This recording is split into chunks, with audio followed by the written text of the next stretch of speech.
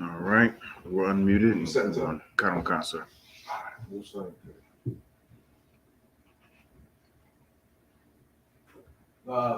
Nothing there. No sweat. No sweat. Let's put a few paper towels from. If there's any paper towels over there with the plastic equipment. You know what I'm talking about? The square napkins. You see them? Or not even? No. Don't do this. Go dig it up. It's too wild. It's too wild. If there ain't none, you probably just had to re-up on it. I thought there was some. Might be some of the toe. You could check and see. You could check and see. If there is, it's on not a whole lot, but is there? Yeah, you could just put that on the counter for now. This.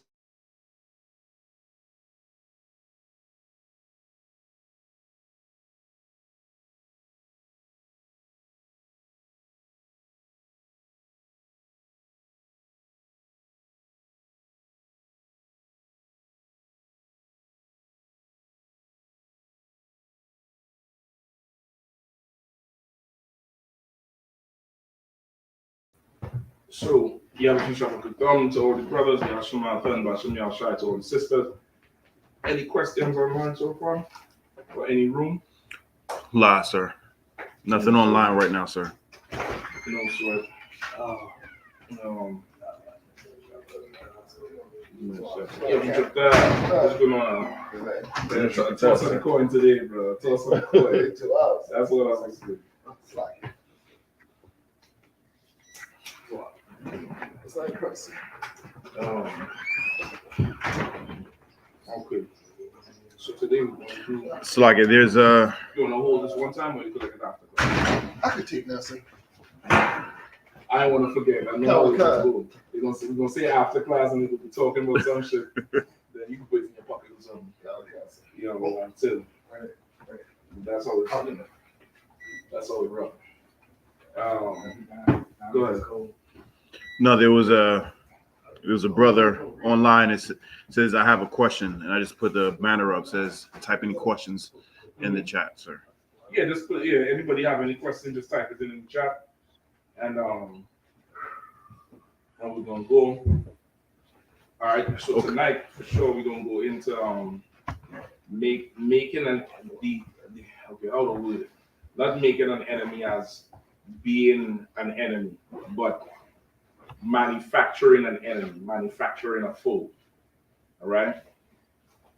It is exactly possible to manufacture an enemy. To manufacture a foe, you could create conditions that make it where this is this person's only option. Right. Okay. I.S.U.P.K does it heavily in his military. And if you've ever been in I.S.U.P.K's military, he does it in his military. That's why they keep like all oppressor.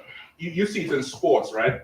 You see certain things in sports where back in the day you would see brothers and sisters doing moves and maneuvers in sports. You have to that, right?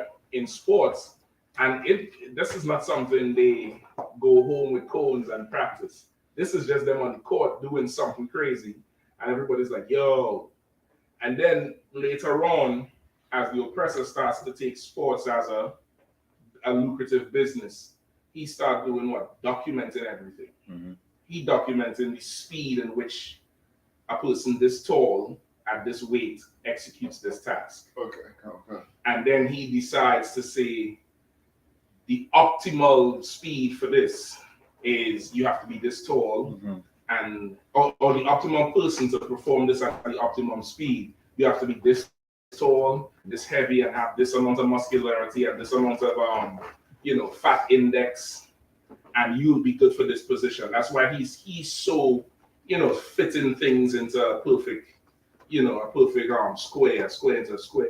That's how his society is. Really very cookie cutter. That's why for a long while in your NFL, the quarterback was a white boy, and not just a white boy, a certain type of white boy. Okay. But then for us, we've always had unorthodox quarterbacks as black people. The first ambidextrous quarterback was a black man. Man could throw with both hands, right? Effectively. But the oppressor, that's that's not, that's not a natural thing. Mhm. So he'll start to lock down everything. Which foot you plant in first before you Right. throw. Right. We don't think like that, but that's how he thinks. Mhm. He looks at he takes it all the way down to the water consumption on a team. Mhm. How much they drink in regular season versus how much they drink in postseason, and how much hours it takes for you to. He have everything down to a science, so he's now able to do what? Effectively predict certain things, and now look at you and just be like, this position ain't gonna fit for you. Mm-hmm. Because of your height and your weight and your, that's what the combine is about. That combine that they have, where they eliminate you based on your physical scores. They have a certain datum or a certain standard over the years, and this is what they know will happen.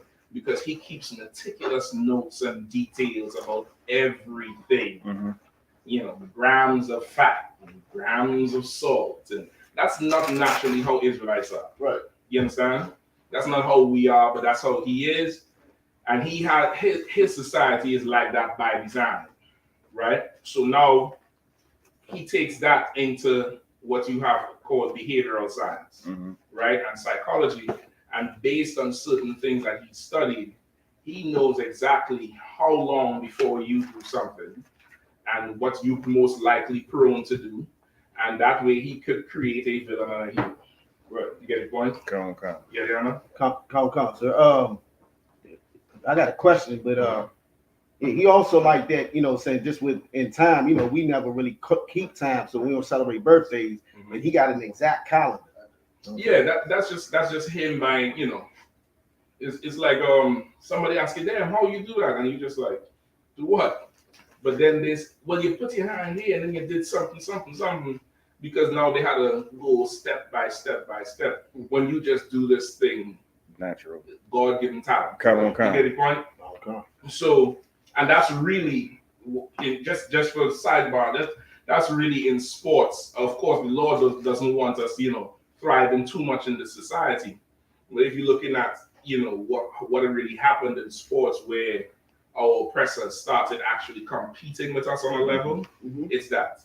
It's we let them observe us enough where he could write everything down, and now you have some Greek freak who, he's competing in the NBA. Right. Embiid competing in the NBA, when before some African comes, Manu Bol. He just, nothing. He's tall. Right. You get the point, but no, you have this thing here. Go ahead. Come. It was once upon a time there in the NBA you couldn't dunk. You know what I'm saying? It was considered, rat ball. What we were playing was called rat ball. Right. And we weren't allowed to dunk. Right. Because the oppressor couldn't do the things that we did. Do what he's doing. And exactly. then after a while, just like you were saying, they were studying us, and they developed a system on how to add, a couple inches to your vertical. And now all these oppressors are doing it. Exactly. They done did something that, where they have more control of the outcome. That's really what they wanted. More control of the outcome of a situation, more so than creating the competition. Like the reason they study it is so that they could control the outcome. Because now if you could control the outcome, now you it's less volatile, it's less risk. Right. They can invest as they want because they know they have a certain return that's coming. You get the point? Go ahead.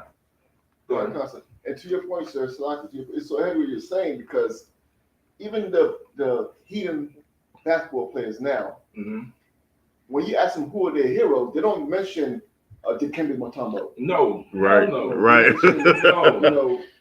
If they go by they mention Shaq. Yeah. They mention, Kobe. These are the people they mention. So they're prototypes of that. They fashion themselves after that, not after their own people. Exactly. That's the nature of the oppressor. That's how he is. And because of that, he also can predict your behaviors. He also can, and because he could predict your behaviors with patterns and conditions, he can also create an adversary. Right. And I'm saying adversary, quote unquote. He can create an enemy. He can create, that thing that we all have to kill. You get it, point? Somebody had that? So I had a question on the scripture. the book of Ezra, chapter 10, verse 3. Now therefore let us, Slaki, my question is about putting away heathen wives. Okay. Come. Now, book of Ezra, chapter 10, verse 3. Now therefore let us make a covenant with our God to put away all the wives, such as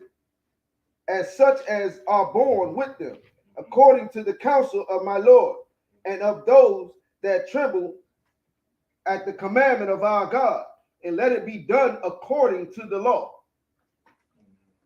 You asking if that's the wives to do it? Yeah, putting away heathen wives. This is Ezra or Nehemiah? This is Ezra. Ezra, I had a memory failing on that.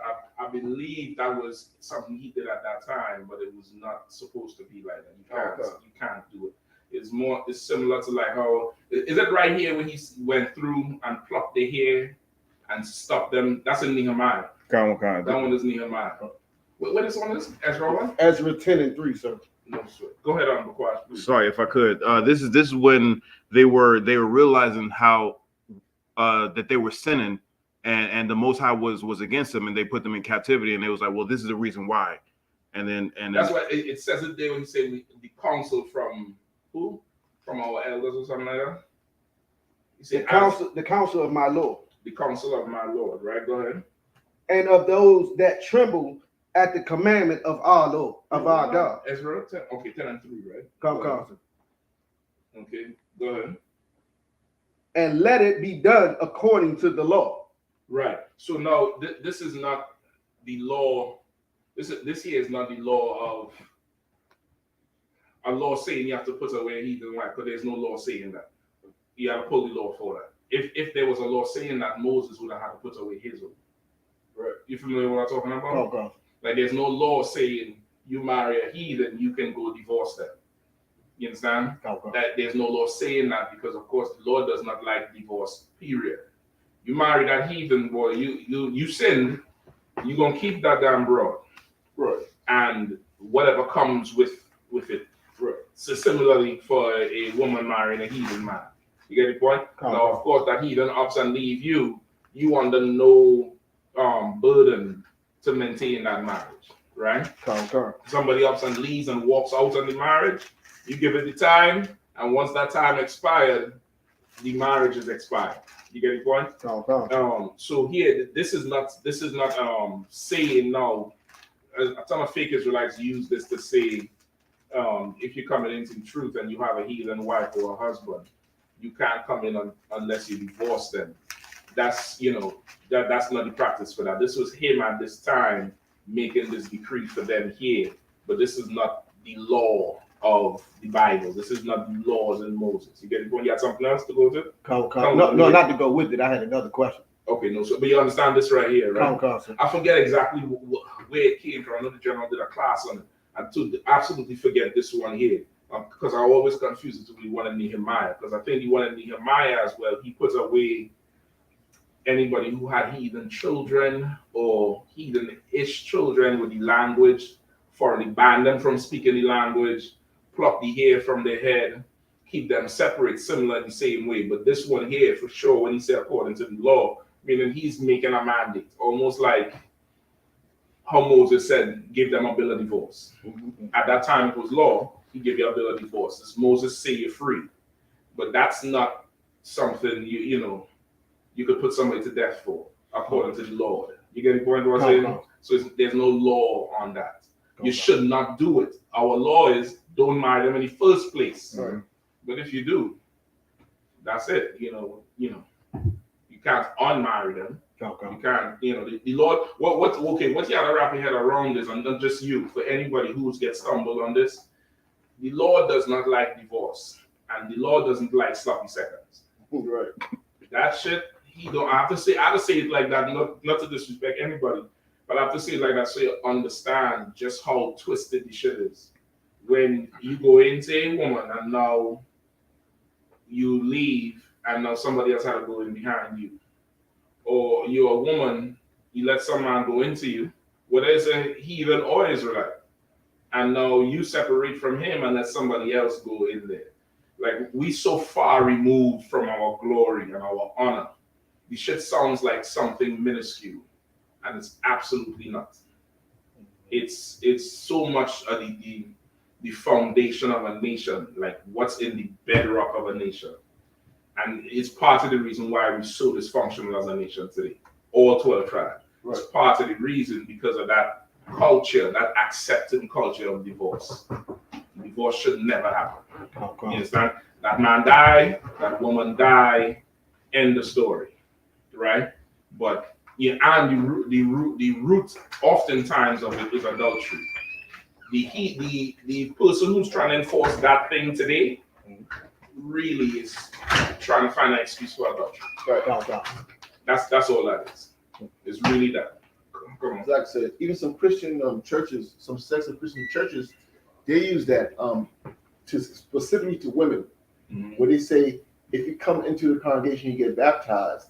If your husband doesn't come with you, he's no longer your husband. Exactly. And they break up whole families like that. Exactly. It's in that same spirit of it. When that's nowhere in the law. Once again, if that was the case, Moses wouldn't have been able to even be amongst Israel because he had a heathen woman. I think he had 2 heathen wives, right? Okay. So, like, how come Moses didn't have to divorce his? You understand? It's like even more so. His brother and sister try to check him on the heathen wife that he had, and then the Most High cursed his sister for that. The Lord punished Miriam. Because she tried to check Moses on the shit, and there was no law for that. Like he married who he married, and that's that. You get the point?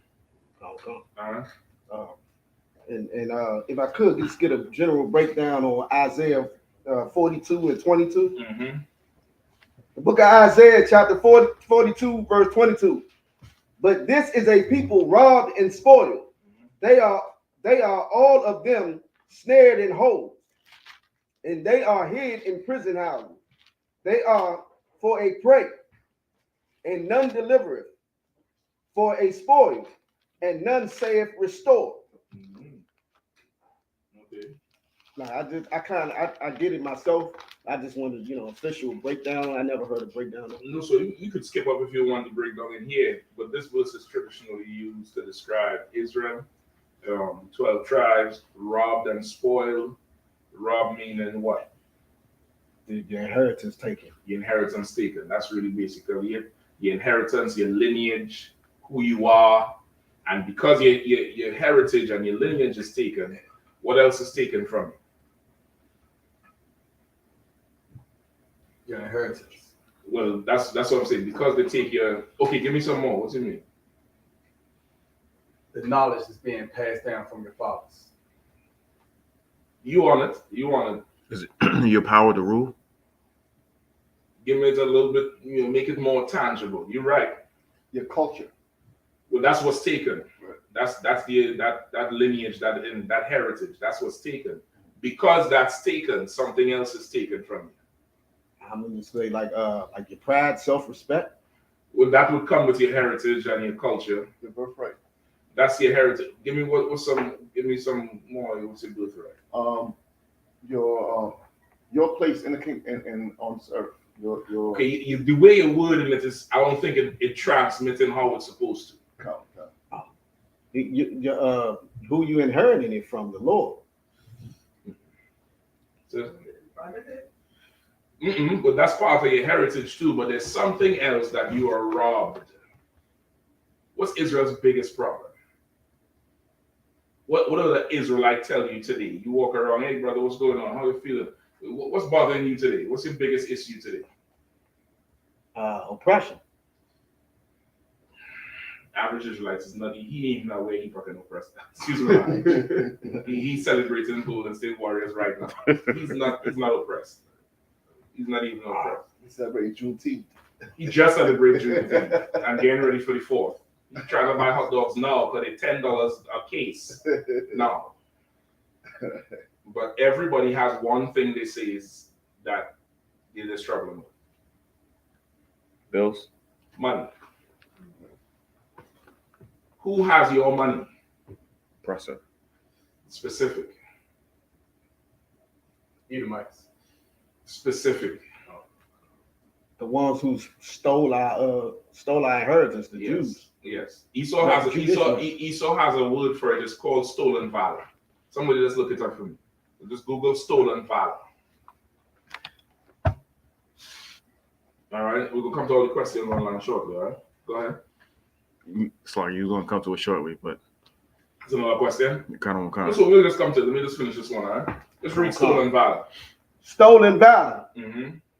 The Stolen Valor Act of 2005, signed into law by President George W. Bush on December 20th, 2006, was a U.S. law that broadened the provisions of previous U.S. law addressing the unauthorized wear, manufacture, or sale of any military decorations and medals. I mean, it don't really make sense to you, right? You know why it don't make sense to you? Guess why it don't make sense to you? Because we stole it. No.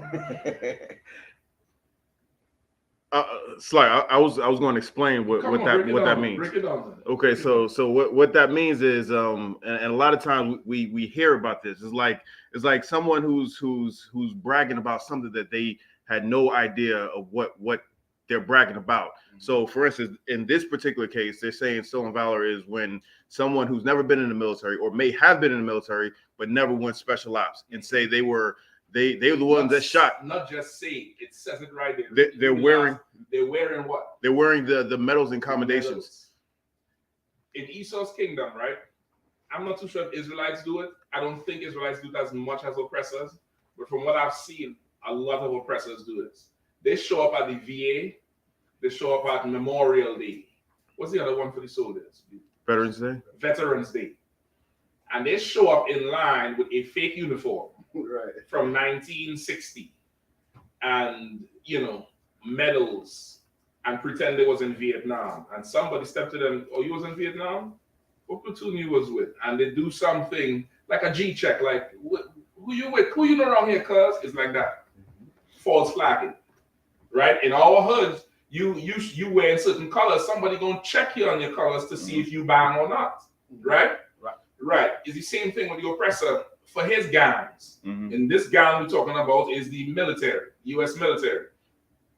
That Stolen Valor Act was because people would show up in these fake uniforms with the medals that belong to somebody else. The medals belong to somebody else. Why? Because a veteran would come back and be treated like shit from the government, excuse my language, and to survive, oftentimes, who gets treated like shit from the government? Black and Hispanic veterans. And because we don't give a damn, we sell the medals to get money. And some oppressor gonna go buy the medals from a pawn shop or from somebody and wear it and show up at the VA and try to do what? Steal their valor. Try and get some sort of aid.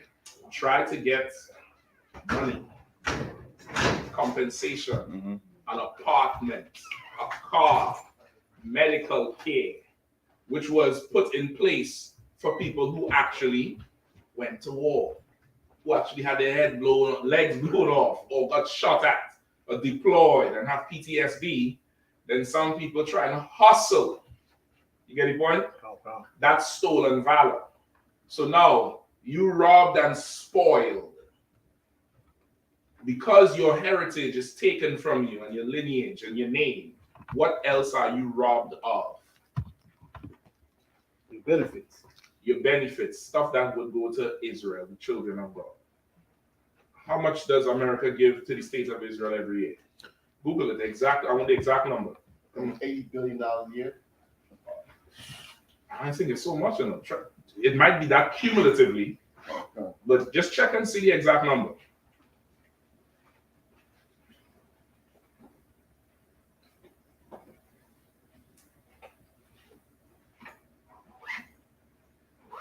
$38 billion. 38 billion every year. It says a package. Slop. No sweat. It's in the billions. You're right. It's absolutely in the billions. Sloppy. So it said it's over the next decade. So that's basically it's 10 years. 10 years to 38 billion. That's 3.8. That's about 3.8 billion a year. Okay. I believe that's closer to the figure. I think it's 1 point something billion they've been getting as a standard welfare, like how you get the unemployment or WIC or TANF. The Israeli government or the Israeli state been getting 1 point something billion from the US government for a few years. And that's just from America. Not we're talking Sweden, Russia, Germany, United Nations. Go ahead. $1.89 billion. $1.89 billion a year. I believe that 80 billion is cumulative, a warrior. That's a cumulative amount. Go ahead, come on. Oh, since World War II was 146 billion. Oh my God. Since World War II. Since World War II. That's America or just America. Just America have given the Israeli state $46 billion because he calls himself the Jew. How much would you want today? Just if you could call a figure today, not knowing this, let's just pretend you didn't know this. If you could call a figure today that Biden could write you a check today, that what would you call? Just not without forget the $146 billion. The average brother or sister, hey man, I have a blank check. How much? Just tell me the number. 250,000 a month. 250,000 a month. They have these memes now where they say, how much would you want for life? $4,000 a week, 2 million, or 2 million up front, or 4,000 a week for the rest of your life. And Israel was like, well, I could get this and raise my credit and do it because we really don't know. We slack here. We run and spoil that. Like you have to make this thing tangible to really understand the scripture and really understand what happened to you. And to really understand why you're so angry and you don't know why you're angry. In your spirit, you're angry. Just you're not pleased. You're not living. You're not walking around here, like the oppressors are. We are not like that as a people. Slugger, that's that figure with the amount of Jewish people in the world, $128 million per person. And some of that money goes directly to families who they could trace that was in Buchenwald and all them concentration camps. Not just to the government. Some of that money goes direct. They get a check because they're survivors of the Holocaust. Because not every single Jew was in the Holocaust. Jewish man was in the Holocaust. You get the point? Some of that money goes directly to them, a stipend every month or every year, whatever, straight to them. They're not robbed or spoiled that. They're not mourning. They ain't missing shit. You get the point? You and I are. You get the point? We was rejoicing over that damn stimulus money. People was going crazy over the stimulus money and was mad it ended. Right. You get the point? It was go ahead. I got a story, sir, on that stimulus money, sir, Salaki, right? There's a brother I know in the world. He was always called a deadbeat, right? And everybody calls him a deadbeat because he has 3 kids by these 2 women and he never sees them and he never pays anything. Because he has a record, he can't work.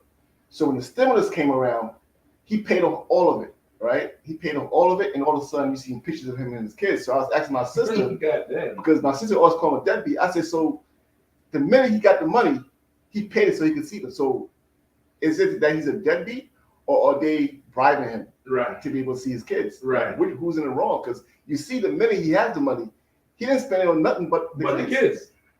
Right? So it cut her because it's like, even us, when we think, oh, these brothers, they just don't care. It's just that don't have the ability. It's poverty.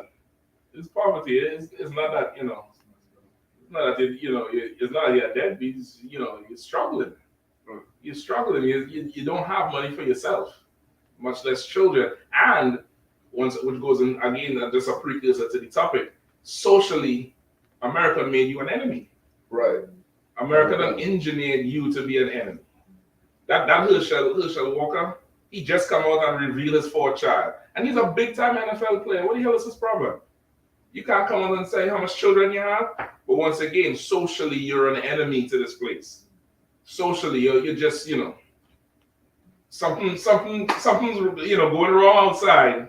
You better walk the other way, because if you get caught around there, large black male, arrest him. You got to question him. What are you doing here? You get the point? That's just the society we live in. And because of that same stolen valor or being robbed and spoiled, we do not enjoy the benefits of what we should get. You get the point? Now, of course, that's aside from us disobeying the law and being cut off. I'm just speaking in the context of this scripture right here. If you really want to understand it, yeah, take it to something people can understand. People can understand money.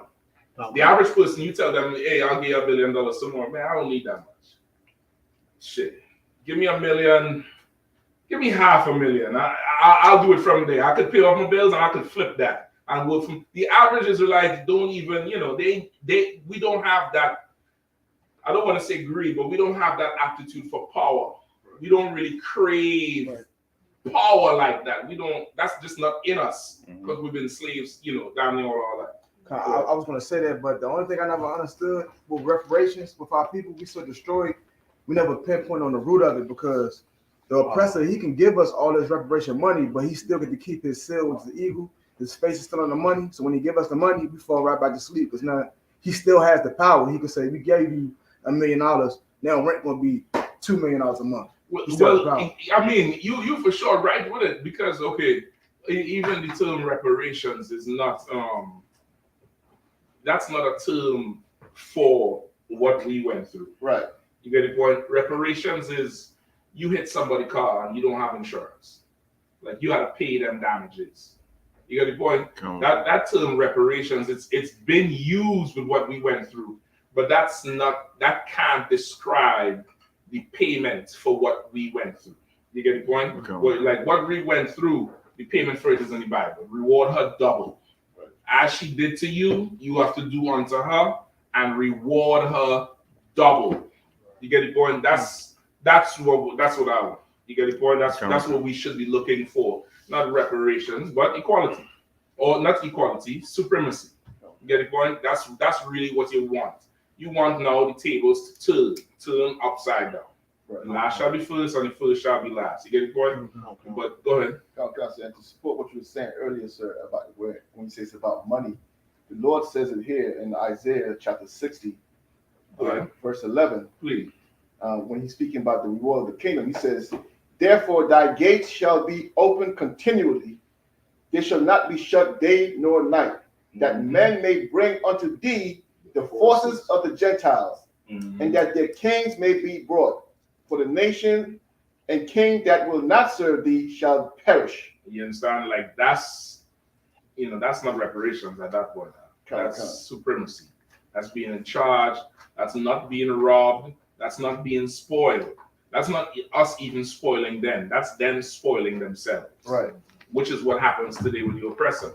The oppressor has the whole world fawning over him, offering him stuff for the low, bringing forth things because whoever don't serve this oppressor today, whoever doesn't bow to the eagle dies. Right. You get the point? And that's what he's saying there, that they bring the forces of the Gentiles, and any king who don't want to serve in that day, he gonna perish. He gonna die. Right.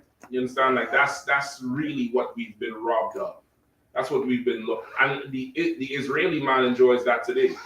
He enjoys that today with the Iron Dome that protects them from all them missiles, sympathy from them Palestinian kids with them rocks. Oh, poor Israeli children, poor Israeli soldiers. A Palestinian kid hits you with a rock. It's horrible. He enjoys all of that today, and he's not the children of the Lord. You get the point? You understand, Shapan? Go ahead. Read it again. The book of Isaiah, chapter 42, verse 22. But this is a people robbed and spoiled. They are all of them snared in holes, and they are hid in prison houses. Right. We are all snared in holes. Basically, drawn into traps. Once again, you got to make it tangible. You got to make it something that could. We all Muslim. We all we worship with crystals and sage and all of that. Religion. We fall into every ideology and philosophy that there is. Religion is a hole. Come on. Student debt and bad credit. That is a hole. You have a financial hole. Get the point? So can we say that the hood, the ghetto is a hole? It's called the trap. You get it, boy? It's called the trap. Okay, this is what I would say. The hood, the ghetto is not a hole. But the hood, the ghetto with Christianity is a hole. You get the point? That's a hole in itself. That's a deep hole. You get the point? Because okay, you gotta understand the effect of Christianity on our people, right? And before Christianity, we were not like that. You get the point? We was not living how we live right now. So yes, but you don't want to say the hood or our neighborhoods or ghettos is a whole, because what you're doing is reinforcing the idea that we need to leave it because it's a hole. We need to climb out of it. You get the point? Which is really not what needs to happen. Like, what needs to happen is we need to get Christianity out of our house. Right. And once Christianity gets out of the house, you realize the ghetto would be the safest place to be. The hood would be the safest place to be. But Christianity makes it a dangerous place to be. Christianity makes it a very poor place to be. Christianity makes it a very selfish place to be. It's just, horrible because of Christianity, because of the way we think being in the world. You understand what I'm saying? So just as you're breaking that down, you want to be careful with that, because now you could reinforce that idea of, I need to get rich and get out. Right. I need to do everything I need to do to leave out of there and get out of there, when that's not really what really needs to happen, because of course Deuteronomy say the curses will follow you. You don't go and be a Christian in a high-rise building and it's still gonna be in heaven. You understand? Go ahead. Right, so you understand the holes, right? The holes is things that you could fall into. And everything you could name that you could fall into living in America is because of the Christian church or your religions. The Muslims included in Christianity. Why? Because they believe the same thing. They all religions is really white supremacy. Whether you're Muslim, Buddhist, Scientologist, you all going to bow to the white man. There's no religion that teaches the white man is the devil except being in the Israelite school or I.S.U.P.K. Because we follow what the Bible says. But there's no book that says it. The Quran don't say the white man's the devil. Your Scientology Bible don't say it. Your Church of Latter-day Saints don't say it. Your Buddhists don't say it. I mean, whatever else, your Rastafarians, they don't identify who the devil is, who the enemy really is. You get the point? Okay. So your Christianity gonna be tied to them holes, with whatever hole you could describe, whether it's financial, drug addiction, whatever. It's because of Christianity. Okay. Right? Keep going. And they are hid in prison houses. Right? That's, again, who's number one in the prison, who's the number one incarcerated in prison. And of course, America is a huge prison. Get it going? America, we in captivity right now. We on the settle block right now. Like, even people who are innocent. I mean, okay, at this, even people who are innocent, but even that, I don't get into that, because of course that would kind of allude to the people who are guilty deserve to be there. Right. Okay. You understand? In Israel, we don't have prisons. We don't have prisons. You get put to death, you might lose your arm, you might have servitude for a year, 5 years, 10 years, depending on the crime. You might have to flee to the city of refuge. You might have to live under the judge's house. You remember that? The German broke it down some time ago with the judge, where you whatever crime or something you commit or whatever law you break, you might have to be in ward. You put him in ward under the judge house, where the judge is living in like a 2-story building, and the first floor, that brother had to be there. And every morning the judge gonna come let him out to go do whatever he had to do, and he had to come right back there that night. But we don't have, some prison way out in Bronxville or somewhere out in, Nevada somewhere. You get the point? So that's like a house, like a halfway house or something, almost. What do you mean?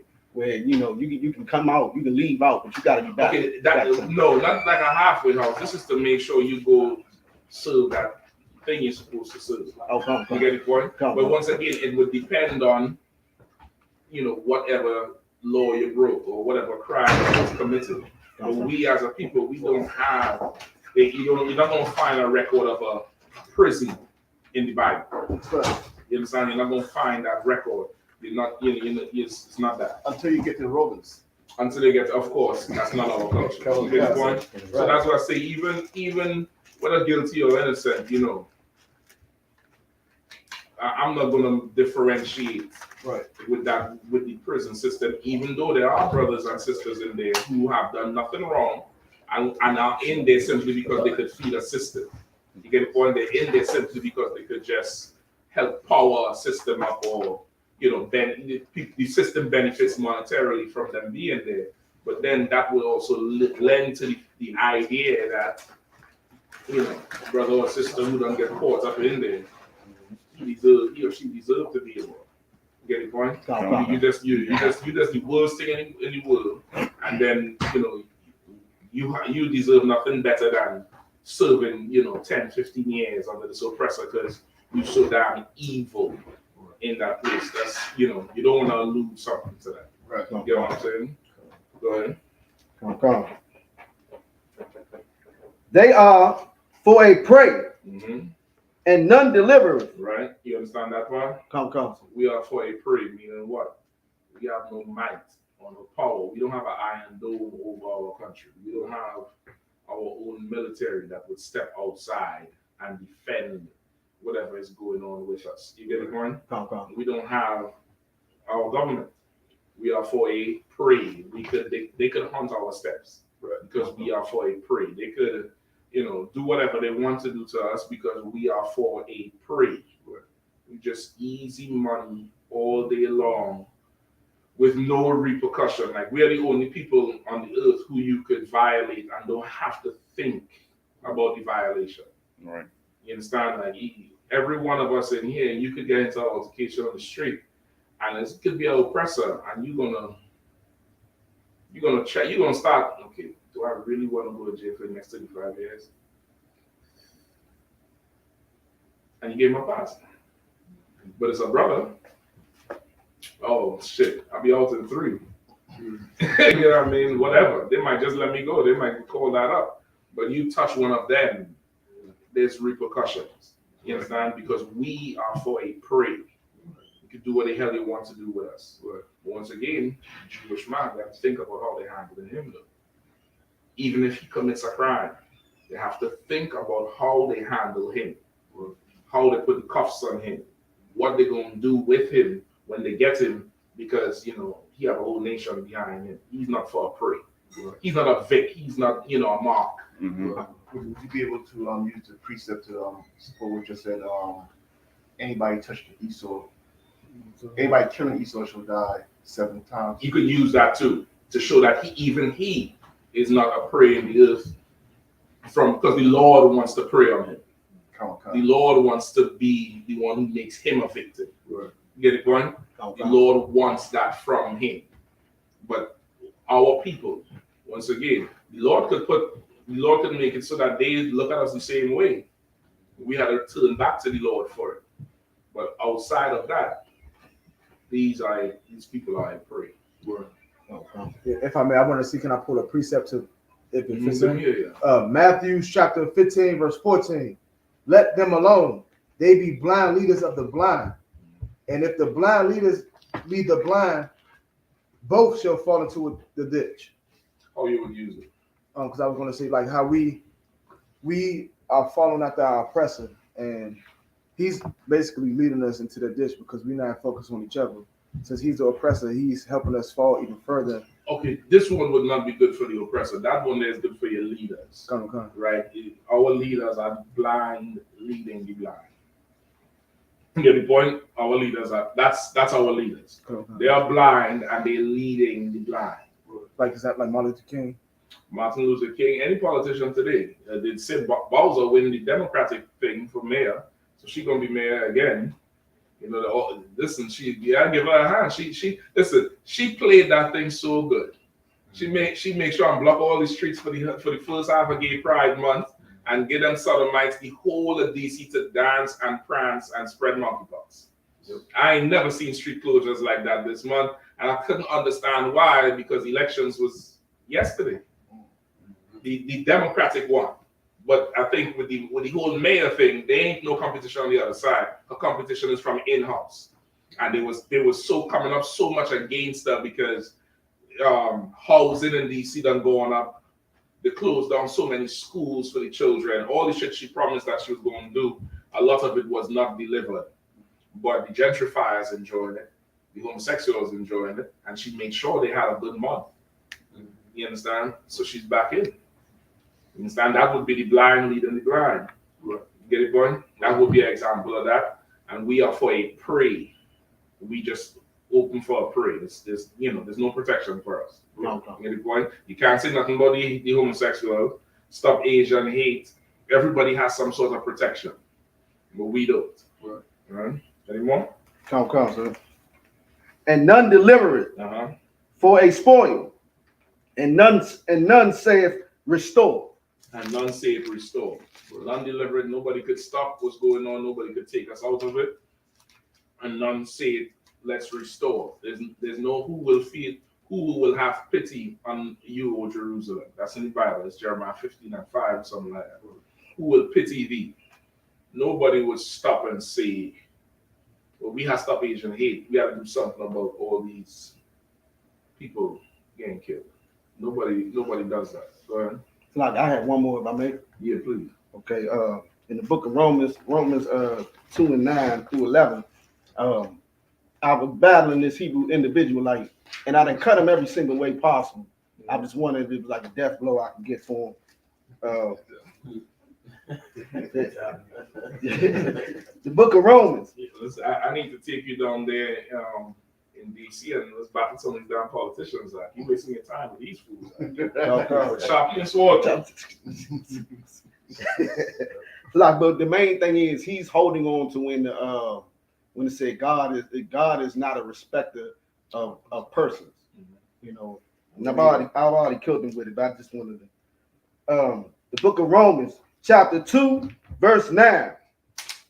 Tribulation and anguish upon every soul of man that doeth evil, of the Jew first and of the Gentile. Verse 10. But glory, honor, and peace to every man that worketh good, to the Jew first and also to the Gentile. Verse 11. For there is no respect of persons with God. So he's taking this as the respect of persons. First of all, he's taking it like Gentiles means the heathens, and then for two, he's taking it like God doesn't have more respect for Israel than anybody else. So what I did is I went up a little bit to verse 1, 2, and 3, where it's addressing who it's talking about. It says the judges, and the judges. And I've let them know the judges are Israel. That's who this chapter is addressing. And Gentiles is not a race of people. It's a byword describing people. Like I'll tell him he could be a heathen if he's doing heathen ways. Just like he's a Gentile if he wasn't born in Jerusalem and doing Jew culture. Right. In whole. And then to kill it all, I showed him the spirit of the whole Bible, and I showed him not every scripture, but I bombed him with scriptures where the Lord has respect for us and not the heathens. We can sell a dead animal to the heathens and not an Israelite. We can't put interest on a loan to an Israelite, but we can do that for the heathens. Right. I showed where we're a special people above everybody. Like I broke all those down, and I killed them, but he's just, I don't know, he was proud. I just wondered if it was death blow. No sweat. Hey, no sweat. Listen, that's the why. Practice on them. Practice your blows on them. You know what I mean? Well, okay. So what does he say in the respect of persons is? Well, he's just saying he doesn't really have a point. He just won't give up. Okay, yeah, that's what I would want to know. Like, what does he say in the respect of persons is? He's saying that we shouldn't disrespect white people, heathens. You know what I'm saying? He's saying the Lord has no respect of persons. Okay, well, so like they're equal. We don't disrespect white people and heathens. We don't disrespect them. Okay, that's what I'm saying. He'll have to say what it is. Like if he's saying that me saying the white man is the devil is a disrespect, then I can't call him a man, because then that would be disrespect to him. The white man is the devil. he is a deceiver. He's, he is a murderer. He is a rapist. The things I'm saying is what his people have done to the earth. Historically, what they have done to the earth. Now, that's not disrespect. That's fact. You could pull history books on that. So that's why I want to get, what is he saying? Now, if he's in his feelings over what you're saying, then that's something different. You get it, point? And that's probably where you had it. I would take him there. You ain't did nothing wrong by showing him, the difference with the Gentiles. You know what I mean? But, fools like that, brother, they are the ones who would come with, the other stuff with, divorcing the wife and stuff like that. You get it, point? That's who would bring those arguments, because him saying this here is that really God loves everybody because he has some heathen he love. You get it, point? Yeah, I brought it up. Yeah, he has some heathen he love, or his mother's a heathen or something, and that's why he's saying what he's saying. He trying to fight you on it, because of course whatever you're saying is cutting him, even though you're not talking about it. You know what I mean? Okay. So you just try to find out what is their point. What are they trying to say about the scripture? But the Lord said, don't respect them. Good. The Lord said, don't abhor the Edomite. I don't hate him, but God said he hates him. It's in Romans 9. Esau have I hated. He said yes. God's not a respecter of person, but he hates Esau. So what are we talking about? You get the point? Okay. I would just find out what exactly is he saying, and just stay right there with him. You know what I mean? You could try that as any more? Go ahead. Counsel, there's a couple questions online. Okay. There's a question from Thomas Holland. He says, as a white man, what must me and my family do? You see that awful proud, what's his name? He says, as a white man, what must me and my family do to pay for racism? I am sorry, kings.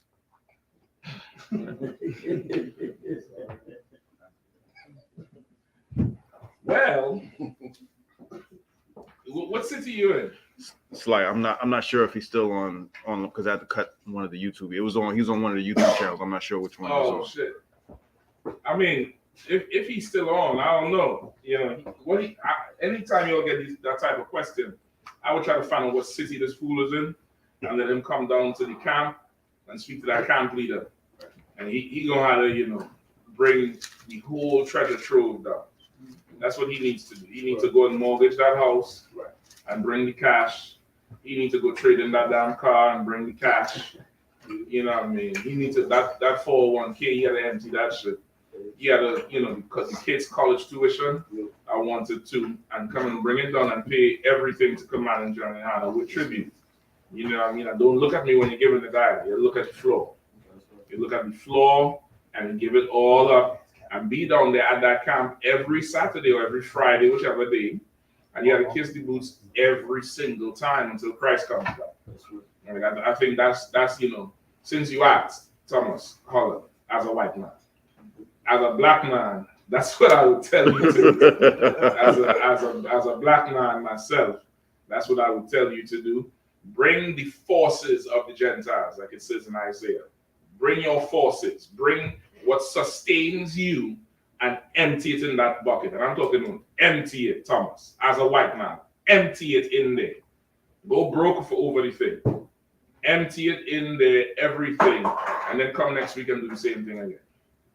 Come next week and do the same thing again on your knees and kiss the boots of the prophets of the Lord. And tell all your white friends who are our white men, let them know that the I.S.U.P.K and the Command and John Yahanna is the home of the truth and we the real Jews of the Bible. Right? That's what you would have to do as a white man. Yeah, anything else? Khan. There's another question from a brother named Matthew. He has two questions. First question was, why do most brothers couple Jesus Christ in a prayer to the Most High? Couple. Khan. Why? Matthew, you're gonna have to explain what you mean by that. Couple. He said most brothers couple. I don't know exactly what you're talking about. You got to give me an example. Give me an example of what you're talking about when you say they couple Jesus Christ with the Most High. I don't understand what you say.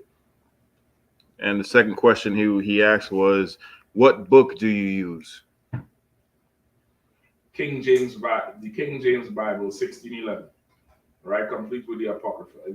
I'm assuming you're asking about the Bible, the King James Version, 1611, complete with the Apocrypha. That's the Bible that we use. I'm assuming you're talking about the Bible. All right. It's like all these questions came from YouTube, and I'm not sure if which one. And the last question. You could pull it up on your phone too. Just to see. But go ahead. The last question is from Matori Bolton. It says, "My Benjamin brother, how do I explain our relationship with the Most High to Christians?" Okay, it's a very wide question. Go ahead. It's like I believe when Christ was asked that, didn't he say we pray in this manner, our Father? He started off. Ask what? How to explain to Christians? I mean, really, just when he was asked how, what's the relationship between Israel and the Lord? Okay, read the question again. Khan. Why do most brothers couple Jesus Christ? No. You were saying for that one with the coupling? Nah, You're talking about the last question, right? Go ahead. How do I explain our relationship with the Most High to Christians? Right. Okay. I don't want to interpret the brother's question. Maybe he's not asking what I'm thinking he's asking, but it sounds like he's saying he wants to explain to Christians why we live how we live and do the things we do. You understand? That's what it sounds like he's saying. That's what I'm getting from it. That's why I asked if you could give me a little more. It's kind of a general question, but okay, how you explain our relationship to the Lord to Christians is very, very easy. What we should be able to use as a reference is a child to a father, but because of our oppressor, our homes is destroyed. Many of us did not have a father in the house, or if we did, didn't respect him, didn't give a damn about him any goddamn way. So it's not going to be the prime example. So now for this example, right, just in this context here, with everything I just said, the best way is understanding this. You're an individual, you finish your school, you went and got your degrees, and now you're going to embark on your career. And you enter the job market and you get a certain job. And you in that job, and in that job you have a boss. Now, because you don't work so hard to get into this field and into this market and into this career, when you on that job, how do you treat your boss? What's your relationship with you and the boss? How? If he says be here at 8, you're there at 8 or you get there early. No, if you're there at 8, you're later. What time? You all have slaveries in here, right? What time you have to be at your slavery? Well, Just give a time. I know different times for different days. What time you have to be at your? Just give me a time for one. to be in like say 9 a.m. 9 a.m. What time you have to be at the store? 8:15, 8:30. Yeah. Now I'm not talking about a slave like McDonald's or something, or Walmart. No disrespect to anybody who works there, but that's not what you want to do. I'm talking about somebody who went and pursue education for what they want to do. Right. Even a ball player, right. What they want to do. The game 7 starts at what time? 9 o'clock? Mm-hmm. Tip off is at 9? What time you have to be in the stadium? Right. What time? Like 9 in the morning. No, he's not lying. You ought to be there earlier. Mm-hmm. You ought to be there early and stretched out and, eat what they eating. Mm-hmm. Go over the tapes with the coach and prime yourself. Go relax in that sauna. You're going to have to be that devoted to the job like it's a job. Right? Now, outside of the employment or the employee example, the right example would be a child's father. Right. But Christian can't understand that. A Christian would not be able to understand that because why? The father paying money to come see the child. Right. You understand? The average Christian. But the average Christian does understand pursuing a career. Right. They don't listen. After they reach a certain height in the career, they don't even call the boss the boss. They say he's my mentor. Right. He's my mentor and my friend for 15 years and showed me the Right. ropes and told me to do this. And that's how you have to be with God. You have to be in your mindset is going to have to be of service. Your mindset is going to have to be of, I'm going to do whatever it takes, whatever service is required, whatever else I had to take. I'm taking it because why? Because I know, I say you step down to go up, and that's what I say. You got to step down to go up. There are all kinds of things they say in the workplace because in their mind, this thing is going to pay off. But in your mind, Christian, as you serve the Lord, it must have an end result. It must pay off. It must have an end result. And that's the best way I could say for you to describe it. Hey, Christian, you have, now this has to be a job you want to. I'm saying it again. This is not, you just can't find something and you are managing Walmart. That's not what I'm talking about. I'm talking about something you would go do for free. You don't mind interning for 2 years with Warren Buffett because somehow after these 2 years with this devil, you're going to get your own nigga network. You know what I mean? With black satellites all over in your mind. You'll just do whatever he tell you to do. You do whatever he say to do. If he say don't dress this way, you're going to dress this way. If he say eat this, you're going to eat this. If you say, man, don't eat that, you're not going to eat that. You're going to try to do what? Emulator. Yes. You're going to try to be the nigga Warren Buffett. You're going to get these glasses like him. You're going to get these pinstripe suits just like him. You're going to do that. The one who died for Apple, what's his name? Steve Jobs. Steve Jobs said he doesn't,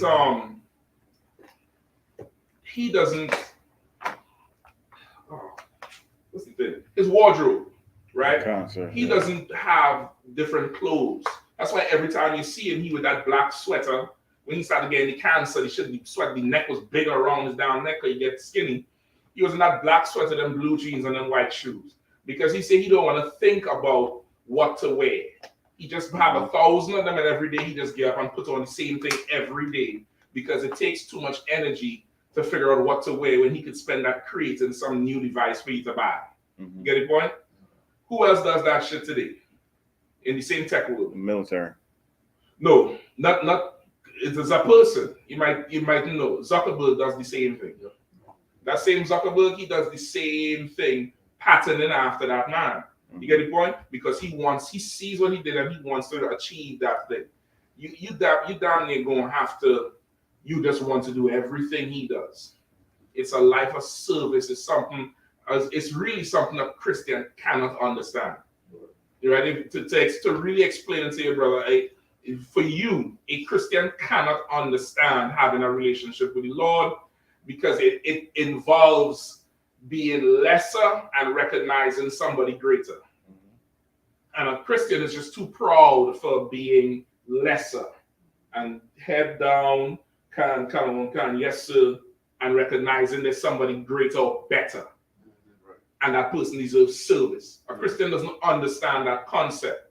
So to make them get it, you're going to have to use what they have, which is a lust to achieve and be great in society. Oh, yeah, well, I have these degrees and these masters and these 4-year veteran here and I worked over there. And they start singing as they're telling you the damn repertoire. And then you could explain to them, oh, yeah, so what about, what's your relationship like with your supervisor? Oh, man. Who you mean, Jimmy? Who's Jimmy? Oh, well, you know him as Mr. Finkelstein, but me and Jimmy, we go way back. Mm-hmm. You want to be like Jimmy, you want to dress like Jimmy, you want to talk like Jimmy. Well, Jimmy said I shouldn't do this with my money and blah, blah, blah. A Christian could understand that part. Mm-hmm. They could. Is Jimmy better than you? Y'all ever saw, I'm coming to you, there's a little clip with Tyler Perry when they show him some director named J.J. Abrams or something. And they say, Tyler Perry, you directed over 20 movies in your life. And he's like, yes. And they show him and say, does that make you a better director than this man? And he said, who's that man? I don't know that man. No disrespect to that man. I don't know him. And he said, who's that man? He says, that's J.J. Abrams. The person said, he's like, what has he done? I don't know what he's done. Has he done one? Name me one thing that I would know. He directed Star Wars. But, oh, that's J.J. Oh, yeah, he's better than me. He could say that. He could say this man is better than him. He'll be quick to say that at that point because of his lust to achieve something. Mm-hmm. No, he could understand that. But a Christian, what has he done that's better than me? No, he don't understand that thing. He's just a little too proud for it. A Christian doesn't have that type of mind. You get the point? They don't have that type of mind. I'm coming to you. Bukwash? Oh, Akasa, I was just gonna bring out that same dynamic with Kobe and Michael Jordan, because when Kobe first came out, all his moves was exactly the way Michael Jordan did, just down to the way he walked down the court. He was eminent. He wanted to be here. He would say, I wanted to, like Mike, everybody wanted to be like, it's the same, it's down there the same thing. It's just, you're gonna follow this person all the way. You're gonna do what they do, you're gonna dress how they dress, you're gonna walk how they walk, talk how they talk, and you down there gonna adopt their lifestyle or their culture. That's what it means to serve the Lord. His lifestyle means, fringes and studs and chains and headpieces and boots and braids and a beard and sisters with their head covered and a dress and, sparkles and humble and averted eyes. And that's his culture. That's how he rolls. And you rolling with him because I just want to do and be as great as how he is. That's it. A Christian don't get that because a Christian in their mind, they're already great. So why do I need to follow anybody for? I don't need to follow nobody. I can do bad all by myself, right? Right. A Christian really doesn't understand it. So you have to explain it like that to them. And even that to a point, they would not understand because they're not really prepared to serve that much without a promise of something in return. You get the point? Without a promise of something in return, they're not really prepared to serve that much. You understand? So that's it. Go ahead, Warren. So I hear what you're saying because I recently had a conversation with a sister not too long ago, and she was contemplating stripping. Right, so I'm explaining to her what? Stripping. Yeah, right. So she's contemplating stripping. So I explained to her what's wrong with it, and her answer to me as a Christian is, "Have you ever told a lie? So what's the difference between you and a stripper?" So everybody's equal. No matter I'm broke. That bitch is big. That's the difference. Right. Yeah, I'm broke. I don't get money. Nobody don't toss dollars at me for lying. That's how I'll be lying right now. Well, you get the point? If that's the case, then the preacher is a stripper. Because he's lying all the time and they're dropping money on his ass. God damn. Listen, I'm at the point you want to go strip. You want to call an Uber fan? Go ahead. I'm going to help you. Go ahead. Go strip. I'm like Salakian. Yikes. But once again, that's the holes we talk about in Isaiah. It's like somebody like that who, if you're considering that, you're in a hole. And all you could see around you is stripper poles. You're not up on the surface where you could see, I don't have to do that shit. Mm-hmm. You're in a hole mentally. Your spirit is down. That's it. And while you're down there, somebody on top saying, no, don't do it. I'll help you up.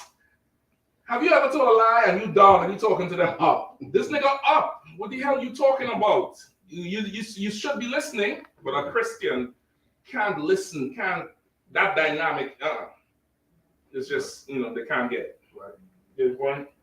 Come on. So like I say, it's heavy what you just said because I remember that feeling of like in the black community, we always say black people, we crabs in the barrel. And I remember that feeling of while you in the barrel, somebody's trying to show you a better way, but it's like all I know is I'm in here and this seems like what's all around me seems like this is what I should do or this is the way to go.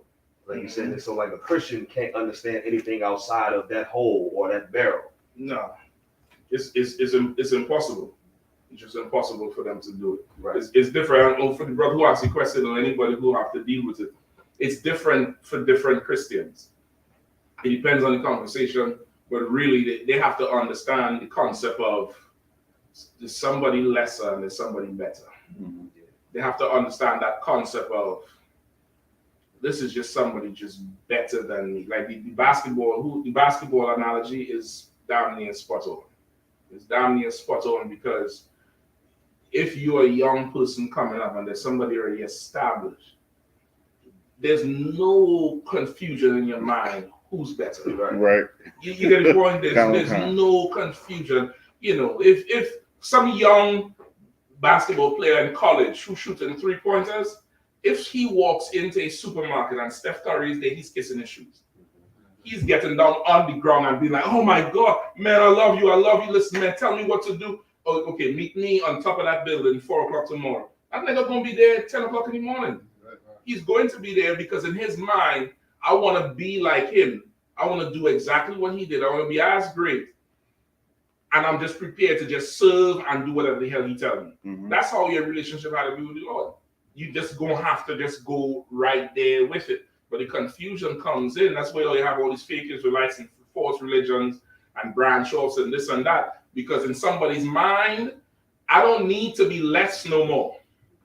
I'm not less. I'm not the lowest no more. I'm not, inferior anymore. I'm actually better. And that's the American spirit. That's the spirit of pride. You get it going with that. That's what Christians have. Right? We good? Kind of concert. Sorry, I had one more if I could. Come on. The book of Matthew, just to break down, book of Matthew, chapter 27, verse 52. Okay. And the graves were opened, and many bodies of the saints which slept arose, and came out of the graves after his resurrection, and went into the holy city, and appeared unto many. Verse 54. Now when the centurion and they that were with him watching Jesus saw the earthquake and those things that were done, they feared greatly, saying, "Truly, this was the Son of God." Okay. It's like a breakdown of what's going on at this time period. Okay, this I believe here is when Christ was crucified, people got out of the grave. I think the curtain in the temple was ripped. It ran straight down the middle. Don't think curtain like this. Think like the Lincoln Memorial. See how tall that shit is? Mm-hmm. Imagine there's a curtain at the top, and that shit just ripped down the middle. Just ripped straight down the middle, and people didn't know what the hell was going on, and the graves emptied. Right? Read it one more time. Come. The book of Matthew, chapter 27, verse 52. And the graves were open, and many bodies of the saints which slept arose. Verse 53. And came out of the graves after his resurrection, and went into the holy city, and appeared unto many. Verse 54. Now when the centurion... Hold on. It's like, so they're saying that when they say they appeared unto many, they're seeing their loved ones that had died previous. I don't think it said exactly that. I say it said loved ones. It said loved ones. Well, no, it didn't say loved ones because it appeared to many. So they let's just say they knew so and so he's been dead. Concert. So they knew this dude was dead, and now they're seeing this dude walking. They're seeing the dude walking. It's a lot. Yeah. Okay. Just think.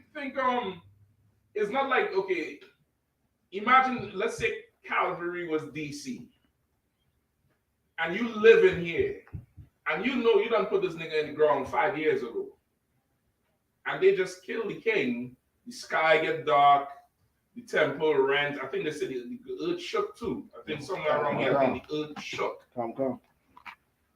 And then you see the nigga who was in the club where they put him stiff in the club. Right, you see him walking with the same fit. Right. You're like, what the fuck is going on? Yeah, it was to show that it was a show. It was to glorify that this is him. This wasn't just anybody he killed. It was a show. It was a show. Like if you didn't know, now you know. Right. You get the point? It's that. This is not a regular person you put up on that cross. And just like you said, the last verse there, basically they said, okay, this must have been him then. Yeah, Everybody because knew remember, that. you remember the whole thing was if you're the king of the Jews, and they put the crown on him, and if you're the king, take yourself down. Even one of the men on the cross was mocking him at one time, and then the other one had to check him and say, "Listen, man, don't talk to him like that."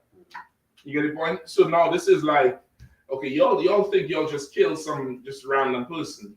Nah, I'm gonna show y'all what happened today. And the earth shook, and the curtain rent, and the graves was open. You get the point? And it got dark. All right? What are you supposed to do then? Fall on your knees and praise the Lord. And serve the Lord in that moment. And at least you should. It shouldn't take that far, though. Concert. It shouldn't take that much to recognize what it is. But once again, Israel is Israel. That's who we are. We, as a people, we are a carnal people as a people. Shock and awe. That's who we are. That's how we live. That's how we roll. Every tax time, how a nigga get a new car? Because you're hearing him coming with that sound system down in the corner. The car could be sputtering. Temporary tax for 6 months, but you're gonna hear him coming. You know what I mean? Like that's just how we are as a people. The Lord knows his people, and he put a show on. You know what I mean? This is to send a message. You understand? This wasn't low and just in passing. This was a deliberate and on purpose and horrific and glorious and something to write about. You know what I mean? You get the point? Come. Any more? You good? Nah, sir, I read the whole. Yeah, people actually came on the grave. So like I said, we said that the Lord was giving pardons that day, just like the president gave pardons that day. Listen, we got pardons. I guarantee you some people dropped dead that day too. Because it was training places. I don't know. But for sure, he's it was one of those things where you would you would know for sure was what. Right. You get the point? Let me see if I can send this to somebody. I'm gonna try to share something with you now. Come on. Okay, so now I wanna get into a little bit. The word is called enmification. Enmification. Somebody look up enmification.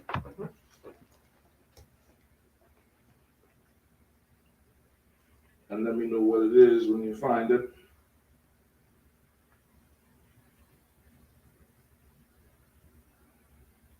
Okay.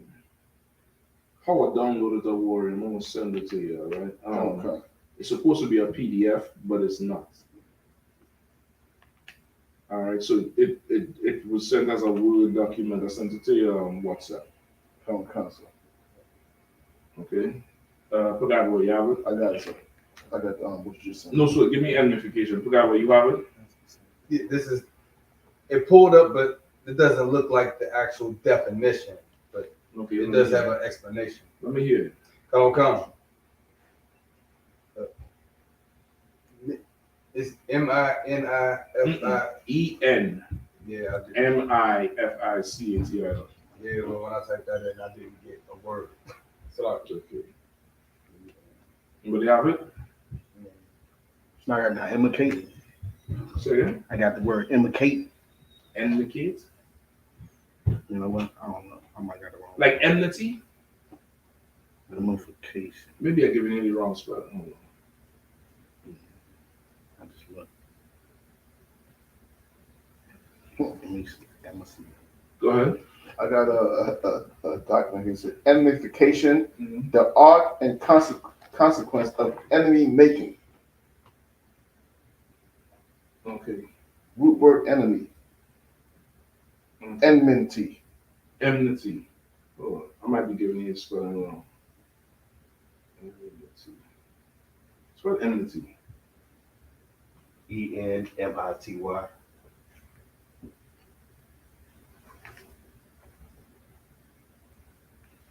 So there's a sidebar. There's a whole class on enmification, right? And it says, I'll read a little bit for you. It says, the course description. This one credit course will explore the United States fascination with the making of enemies. Yep. We will consider the various influences that contribute to a climate of ready hatred, considering the many political, social, and economic motivations, as well as their ramifications. All right. Okay, so we take that. Hold that one. Hold that one. And then give me the from the PDF I sent you. Right. You have some Nah, not popping on his way. no sweat, no sweat. Right, but this is enemy making. All right. Go ahead. So you want me to continue there or? No. The thing I just sent, document that I sent you. Okay. I sent Shapat the other one, so he'll have it ready. But I got enemy making. Mm-hmm. Enemy making or infamication is a process through which people dehumanize their adversaries. Mm-hmm. 3 types of explanations can be discerned for why people need enemies. One theory is that people psychologically need enemies as suitable targets for the displacement of their personal fears and hostilities. Right. So that's one. That's one reason they have. Now this is this is like a case study based on different political war strategies, psychological notes. You good? Okay. So the first one is somebody needs somebody who would become this enemy because of what is it? Because of personal one. 1 second, Shabbat. Let me get One theory is that people psychologically need enemies as suitable targets for the displacement of their personal fears and hostilities. Right, for the displacement of their personal fears and hostilities. So you have some concern about something, or you have some hostility towards something, you damn near have to make this person a scapegoat. It's also called scapegoating, right? You have to find like a fall guy, right? That's that person who's gonna take the brunt of the blame, right? Go ahead. The source for that is Vulcan 1985. Hey, fuck the source. The second explanation is political. Mm-hmm. Leaders create enemies to mobilize the nation around common aims or to profit from the arms industry. Right. So the other one is political.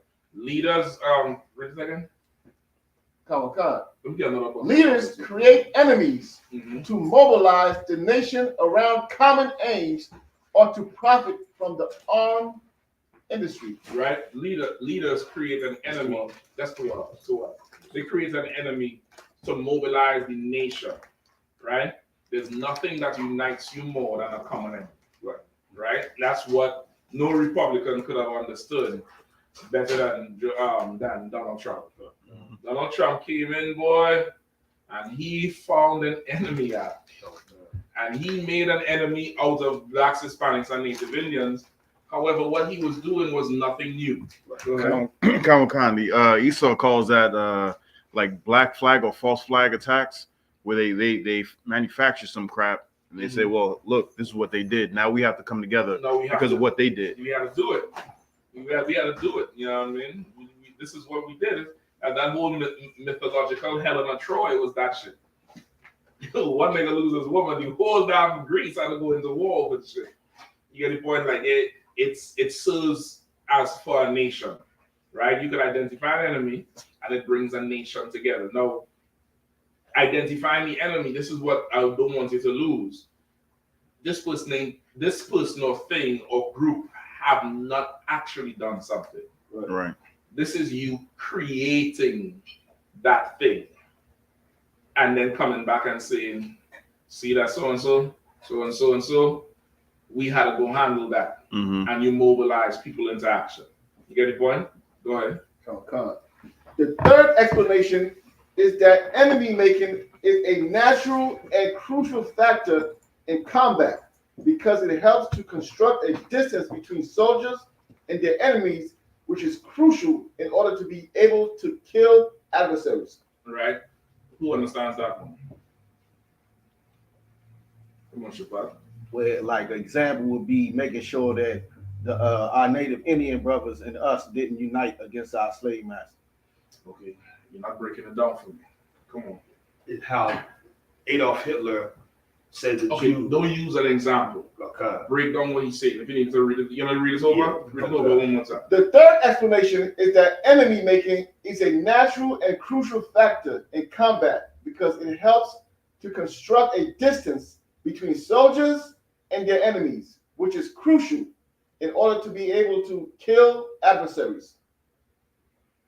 It's constructing like a division between your faction and the opposite faction, so that you won't look at them as possible friendlies. You will look at them as total beasts and animals, and they need to be put down. That's what I want. I want people to get, because okay, war, just like sports, you could play competitive sports, and you could compete against a nigga who whooping your ass, and instead of, I'm gonna break his leg, you be like, damn, that nigga bad as shit, and you start to admire his performance in the war. Esau doesn't want that. He wants, this is the enemy, this is an animal, kill it. Don't admire it, kill it. And whatever proof he has to bring to create the enemy, to create that enemy whole thing. I know you have the examples of what you was talking about, but the whole thing is to not make, because you go into war with somebody who is a man on the other side. It's the same man. That's what's happening in Ukraine and Russia. They're the same goddamn people. They're the same people, and they have to fight and kill each other. And sooner or later it's gonna be like, man, why are we fighting? Man, I don't know. But one tied up on the ground and one had a gun. They don't want none of that. You get the point? Now that's how they describe it there. Anymore? Hold on, let me see where you read. Oh, Where you at? I just finished the first paragraph, sir. Okay. Slack you, sir. Please. Time to roll? Come. Okay, I swear. Hold on. Keep reading. Come. Enemy images, together with the idea that enemies serve a function for society and for individuals, have attracted the attention of scholars from a wide range of social science disciplines such as psychology, sociology, anthropology, and political science. Right? So now that whole process of enemy making, they don't attract a whole ton of scholars who study it, and really it's something psychological. It's a psychological thing which lets you know that whatever it is with the target or the enemy is not an actual physical reality. You understand what I'm saying? It's not an actual physical thing. Like, this person did not burn your house down.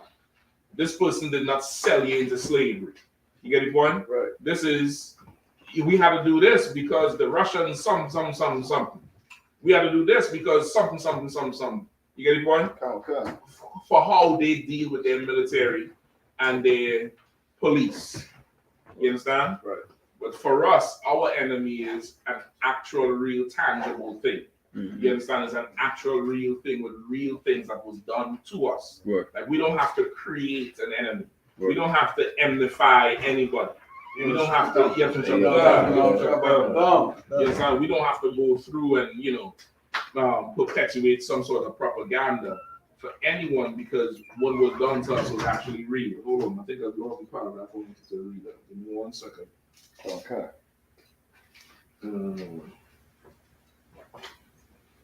Skip down. This is what, the third page or the fourth page? The third page, where it says dehumanization. The third page, I believe. Come, sir. You see it? Come.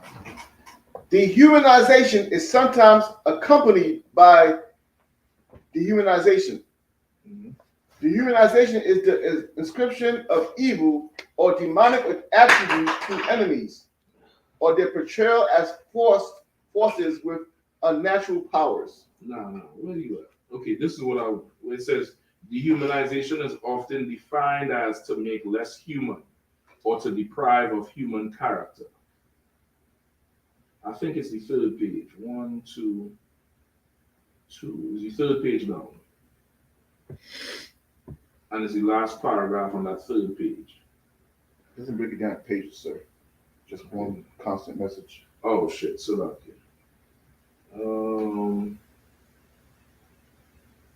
okay, I'll just read it until you get it. Dehumanization is often defined as to make less human or to deprive a human character. The word features prominently in contemporary socio-political discourse and is an underlying theme of violence and intergroup conflict. Right? Dehumanization can be used as a means to an end, resulting in abuse or destruction of groups of people who are seen as obstacles in the achievement of some greater cause. I got it, sir. Yes, all right. So hold it right there. I think I want to continue in that paragraph after. All right. So what you all understand there by what it defined as dehumanization? Who understands what he's saying? Dehumanization is basically, by nature, if you see another person, you're gonna see another human being. So they have to do something to make you see this person as not human, like make them something less than human or something not fit to be human. Right. So where you would have a certain reaction as this is a person. Now your reaction is this is not a person. So now you can now proceed with extreme violence or violating certain rights. Mm-hmm. And you could get rid of anybody totally because now they are seen as obstacles. That's what they say. Obstacles in achievement of a certain goal. Okay. Now I was going to bring up back in the 90s. I mean, not the 90s. When 9/11 happened, mm-hmm. and then how Americans were scared every time we see a Arab man with a beard. Mm-hmm. We look at them as the enemy. We get paranoid. We start looking around because we understand that America had put our mind that they are the enemy. Well, okay, that's definitely propaganda, but okay, we didn't have any goal to achieve that they were in our way. You get the point? Okay. But there's but you onto it though. Go ahead. Go. I was gonna say, could an example be in the book of in medical apartheid, where back when they were doing these examinations and these doctors was doing these experiments on black people, they would say that they felt that black people did not feel pain as one of the things that they didn't feel pain of some sort. Could that be used as far as dehumanization that they didn't feel pain? That would be one example of dehumanizing. Right. Another would be like would it be what Trump said that Latinos was a bunch of rapists. Mexicans are rapists. There's some bad hombres, mm-hmm. right? Now, how is that dehumanizing? Because of who said it. Right. You understand? That's another part of their strategy.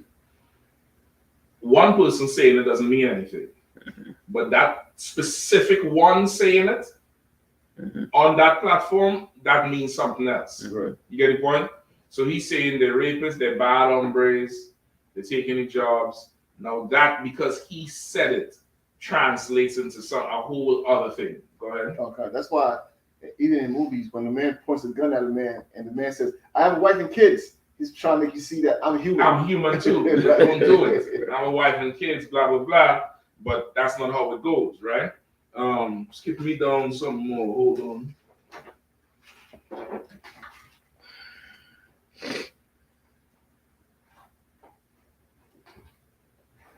I have it's just two out here. So where you left off? There's some more. Come. Okay, there's a part where they talk about the name calling too. Go ahead. Philip Zambaro suggests that processes of dehumanization confuse the mind into thinking that other people are less than human. Mm-hmm. Once certain groups are stigmatized as evil, mm-hmm. morally inferior, and not fully human, the persecution of those groups become more psychologically acceptable. Go ahead. Restraints against aggression and violence begin to disappear. Now you see where we're walking into. Now you see why the police stop goes from 0 to 100 that quick. And as a people, we're shocked. We're like, how does this happen? Because of got to be centuries by now of the process of dehumanizing us, of endification. So when they see us, they don't see a human being. They see an obstacle that's preventing this society from being a utopia, from being perfect. Right. You understand? They see the problem. George Zimmerman, they always get away. Like Trayvon Martin wasn't a boy who was trespassing. Right. Trayvon Martin represented for George Zimmerman, you know, the hindrance of perfect white society. Right. Like years and years of just, you know, wildness and, you know, not being tamed. And this is somebody who needs to be put down. You understand? Needs to be put down. That's the mind of it. Right. And now you don't have no restraints when it comes to the violence, because this is not a human being. Right. I'm fighting. This is not a human being I'm talking to. This is not a human being who's pregnant with another human being. This is just a puppy, a dog with puppies. Right. You understand? Oh, okay. You have any more, Warrior? Come on. Often the language of men at war is Where you at? You in the same paragraph? No, I'm in another paragraph, sir. Let's get down a little bit. All right, go ahead. Often the language of men at war is full of denial of the enormity of what they have done. Most soldiers do not kill. Instead, the enemy was knocked over, wasted, neutralized, greased, taken out, and mocked up. You understand? Even how they describe what they do to us is different, because only they can be killed. Because only they are considered to be alive. I was gonna say, like, in the terminologies that they use when they're breaking something down in the abortion, what's that devil name? No, the devil that with the Planned Parenthood, Margaret Sanger, in her words and quote unquote, she said to exterminate. Like, that's a term that you use for obstacle. That's not something for pests. For not something, for rodents, for things that are bothersome, that everybody, we need to exterminate them. And that now triggers something that bothers you in your mind. Like, what do you hate? Rats and this, that, and that's how they see us. They see us as an infestation. You get the point? Because that's what's used to describe how, you know, how we are. Go ahead. Would be an example of the opposite of that. How they're known for mass shootings, and every little thing that happens where it's just a disagreement and multiple people get hit in that one disagreement, they make it like it was a mass lone wolf type mass shooting deal. It's also that it's damage control. Okay, I don't know how. It's them not letting you or us or the media dehumanize Peyton Gendra. We can't dehumanize him. The perfect example is that Kyle Rittenhouse. Yeah, he's a boy.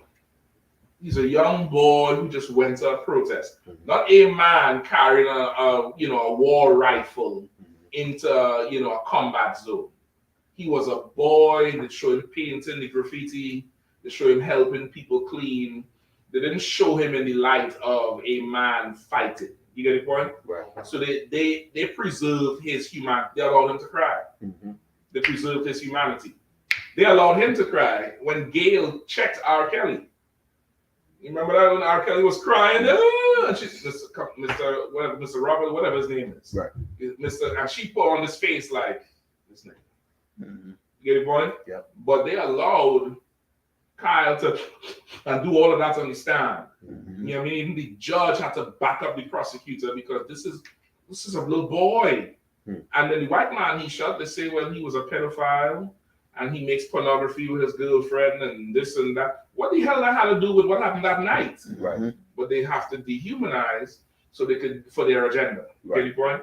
Okay. What else we have a word? Okay. Even the weapons of war receive benign names.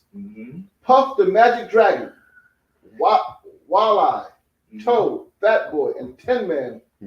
And the killing weapons of the individual such soldier becomes a piece or a hog, and a bullet becomes a round.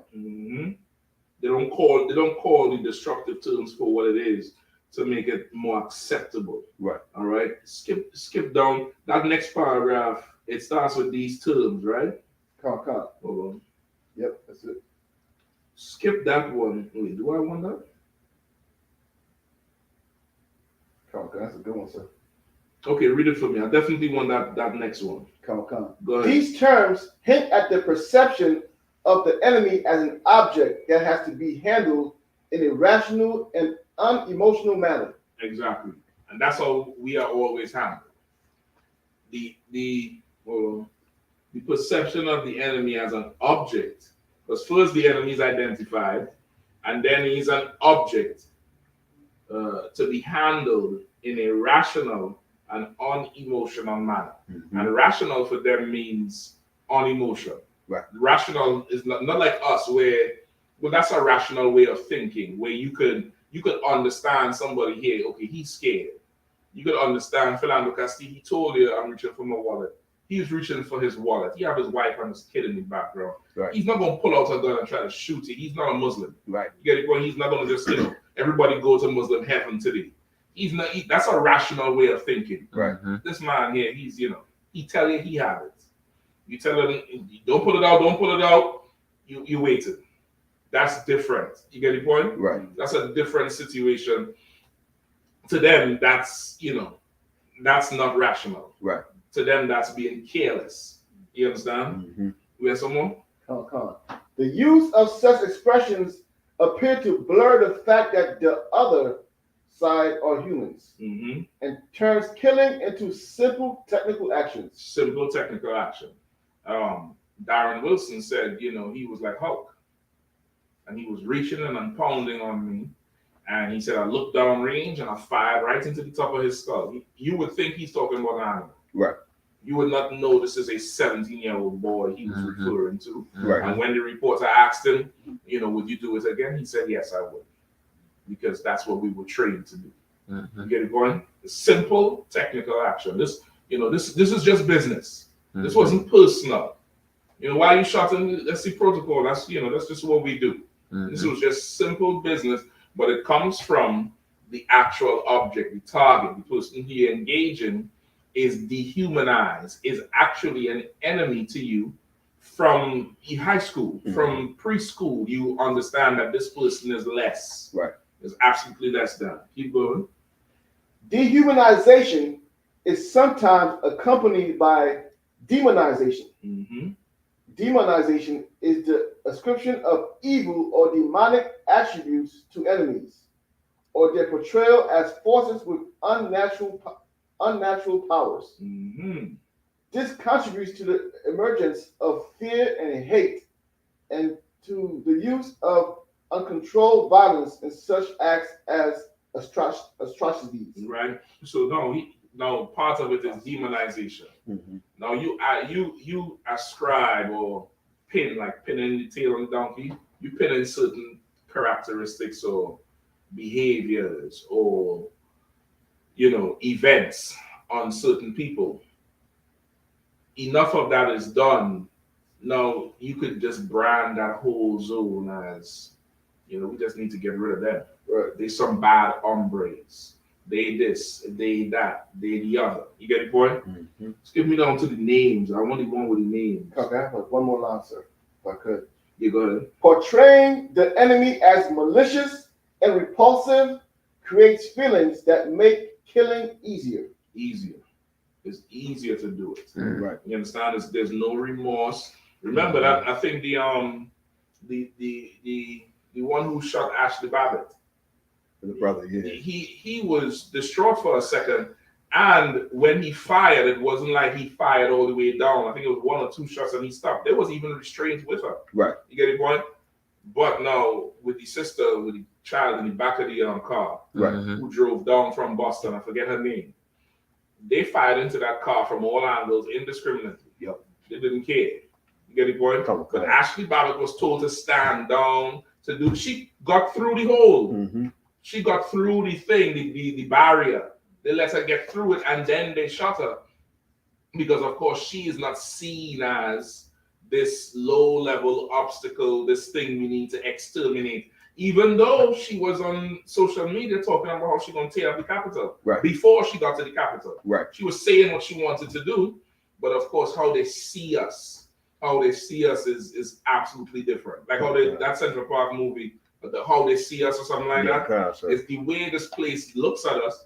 It's on purpose. It's by design, and millions of dollars, possibly billions, is spent every year to keep that image up, to keep that war. It's an actual war in the media with how we are portrayed, with how we are received, with how we are quote unquote understood. It's time after time, movie after movie, song after song. Everything has to we have to keep this way, because when we kill them, we don't need we don't need backlash. We need them to be a prey all the time. They are prey. You get it, point? Go ahead. It's like, if I may, sir, what you're saying is so heavy. At one point in time in criminal justice, and I'm gonna send the article, all right? Go ahead. And in science in America, they believe that Black people were predisposed to committing crimes based off of our skull structures. Like, they created an entire false science around the idea that Black people are inherently criminals and we're predisposed to certain behaviors. And to this day, in the medical field and in law enforcement, those ideologies still exist. Like, they haven't went anywhere. It's just not talked about. They can't go anywhere because they're in the fabric of America. They're in the fabric of America. Even if they stop teaching it today, it's going to exist because it's in your movie. It's in it's in the sitcoms. It's in the cartoon. It's everywhere. It's it's your child knows the good doll is white, the black doll is bad, without you saying it. Your child knows. Some cartoon. Okay, who's the good guy? That one. Who's the bad guy? That one. Why? Because it's already there. You understand? It's already there. Skip me down to okay, it's right there in that same paragraph, right? We talk about how American soldiers viewed the Vietnamese. You want to start from there? Is there something above it we can read? Sir. Go ahead, come on. 859. Come on. For example, what's like? What was it? Paul Fussell and Lee Kennett, who researched U.S. armed forces during Second World War, Korea and Vietnam War, argued that the enemies were demonized by soldiers. John Dower, for example, demonstrates how pure racism fueled the continuation and intensification of hostilities in the Pacific Theater during the Second World War, and the intensity of the racial loathing towards the Japanese. Following John Shea, American soldiers viewed the Vietnamese as monkeys, insects, vermin, childlike, unfeeling. So like unfeeling, automaton, deranged, physiologically inferior, primitive, barbaric. You understand? That's how they describe the Vietnamese back then. That song like how they describe us now. You understand? Savages and okay. Let me tell you what word right now is used as a weapon and we don't know it. Ghetto. Come on. You so ghetto. So ghetto. You so ghetto. That's a ghetto behavior. Oh, you so ghetto. That's turning against us right now. That's no longer just just a term of endearment or describing something that somebody else could never be, which at one time what it was. But now that thing is slowly becoming weaponized. You get the point? No. Any more right there? Go ahead. Once dehumanized, enemies are indeed stripped of human feelings and portrayed as subhuman beings, savages, primitive or animal, or as demonic superhuman creatures, evil monsters, super predators. That's what Hillary Clinton said about Black children, young teenage boys. They were super predators, and we have to stop them. That's what Biden got up in Congress and said when he was passing his bill in 95 or 94, 94. the Criminal Act. He said, we have to get him off the street because he's this and he's that. And listen, I don't want to hear about they come from this background. He said that. I don't want to hear about this. I want to protect the grandmother who's doing this and this person, as if these things don't just happen randomly. Right. You get the point? But that's them dehumanizing us. That's them dehumanizing us and putting us to a certain point so that when these cops just decide, I'm going to just kill everybody, nobody cares. Right. You understand? When they drop the bomb on the Philly Move movement. Right. When they dropped that bomb in Philadelphia some years ago, I believe, who paid for that? Which government official paid for, dropping a bomb on black people? But had that bomb been a synagogue, the bill to Israel would have increased. Right? That welfare money would have went up. Right. You understand? Any more here? Well, that's about it, sir. It's like what makes No, I want the end of it. Go ahead, because even when these devils call themselves trying to give praise, like I noticed when I was younger and in sports and then watching professional sports, the way they even describe black people that are talented or that are gifted is in a way it's different. It's not in a humanizing way. And I remember having that feeling of, having a good play, and then the coach, he's an animal, but he didn't speak about the white boy that way. He's like, he's gifted from God. It was a difference in how they described even on what they would call positive. Like they don't even give us compliments the same way. They compliment us in a dehumanizing way. Yeah. And I remember just the feeling I felt just disgusted because it's like, I'm not no goddamn animal. Yeah, listen, even the way they excuse mistakes. Right. Like your brother make a mistake on the court, they play it back 4 or 5 times. Right. And go into where his foot was and where he was supposed to be. And then somebody will make a sly comment. Yeah, that's what he get for going to All-Star weekend last week, Jim. Yeah. But white boy make a mistake, a full-on mistake. Yep. They do the replay once and then they make an excuse for why he did what he did. Right. Like everything it's in there. It's in there. It's part of their culture. It's part of their life. It's part of how they operate. Who are they? And based on what the support was, because Amar was saying, I remember a football player, Javon Curse. His name was the Freak. Yeah. They called him the Freak because he just had unnatural abilities to get to that football. See, you understand? Like, and they don't ever give you something honorable type of trait. They don't. That's not how they would do. Right. They would definitely want us to be all the way dehumanized. Right. Go ahead, Warren. Finish all that from there. Come, sir. Philip Zimbardo suggests that this process confuses the mind into thinking that other people are less than human. Once certain groups are stigmatized as evil, morally inferior, and not fully human, the persecution of those groups become more psychologically acceptable. Restraints against aggression and violence begin to disappear. You understand? That begins to disappear. And then you couple that with Trump saying rough them up, bring back the good old days. You see who they're talking to and why they're talking like that. I remember in the 90s, sir, in New York, David Dinkins was doing that stop and frisk. And it was like, no, you'd have to demonize the people to even pass a law like that. We can't just stop them and just frisk them for no reason. It's based on you're an obstacle. Right. This broken window. I think that stop and frisk comes from that broken window theory. Yeah, that this one broken window, if you leave it now, pretty soon everybody place gonna be like this. So we had to punish this thing here, so everybody know don't ever let it get this bad. Right. And from that, you have the branch off from it is that stop and frisk. You get the point? Okay. So now this here, all these things here is totally fabricated. This is not. There's no evidence to say anybody was animals or cockroaches or monkeys or pestilence or stopping America from furthering anything. Obstacles. You get the point? There's no evidence of it. Now skip me over to that article I sent you, right? Also give me Exodus.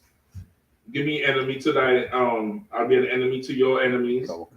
Give me 28 and 68. I'll sell you to your enemy. Go ahead, bro. Sir. This is from the Washington Post. Why conservatives? What's this? Click on. What's so like, that was a video of the brother that was driving through this, my neighborhood, and they threw a stone in his back seat and was threatening him, saying, "Get out my neighborhood, you don't belong here." Oh yeah. Yeah, come. It just recently happened, like a couple days ago. Good night. Send it to Barack. See if you might be able to play. Come. You can play it if it's possible to play. All right. Come. Okay, yeah, go ahead, bro. Go to Wakan. This is from the Washington Post. Why conservatives keep creating imaginary enemies to fight. Right. So now this is from 2021. There's a columnist for the Washington Post, and he's writing on the habits of the conservatives or the Republicans. He's damn near the same, even though there's a difference. And he's saying why they keep creating imaginary enemies to fight. Right. And this is a peek into the psychology of your oppressor as well. All right. Go ahead. Go to Wakan. Conservatives haven't had a lot of high-profile practical victories lately. Ways they can show their supporters that their side is winning important battles. Democrats took the White House and control of Congress. Obamacare remains in place. Same-sex marriage is legal, and those on the right fear they're losing every cultural conflict. So if you can't defeat a real enemy, why not take on an imaginary one? Right. So that's okay. This is he's giving it from their point of view. Right. Even though they're in charge and they're running shit, they don't feel like they actually, got a glorious victory. Right. You know what I mean? Ain't nobody crawled out of the grave when, they won. You get the point? There was nothing glorious about it. It's, whatever. Yeah, you understand? They want something more, celebratory to match their whiteness there, to match the eagle and the pride of America. They want more fanfare. Right. They want more something that's we stomp the enemy into the ground. So because none of that really exists for them, they now have to create something that really don't exist, pretend it's an enemy, and then beat it in an imaginary way and celebrate it. Right. Get it, boy. Keep going. Go to Wakan, sir.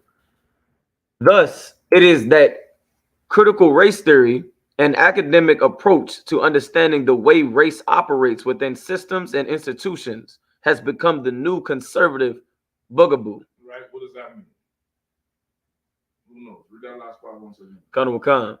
Thus, it is that critical race theory, an academic approach to understanding the way race operates within systems and institutions, has become the new conservative bugaboo.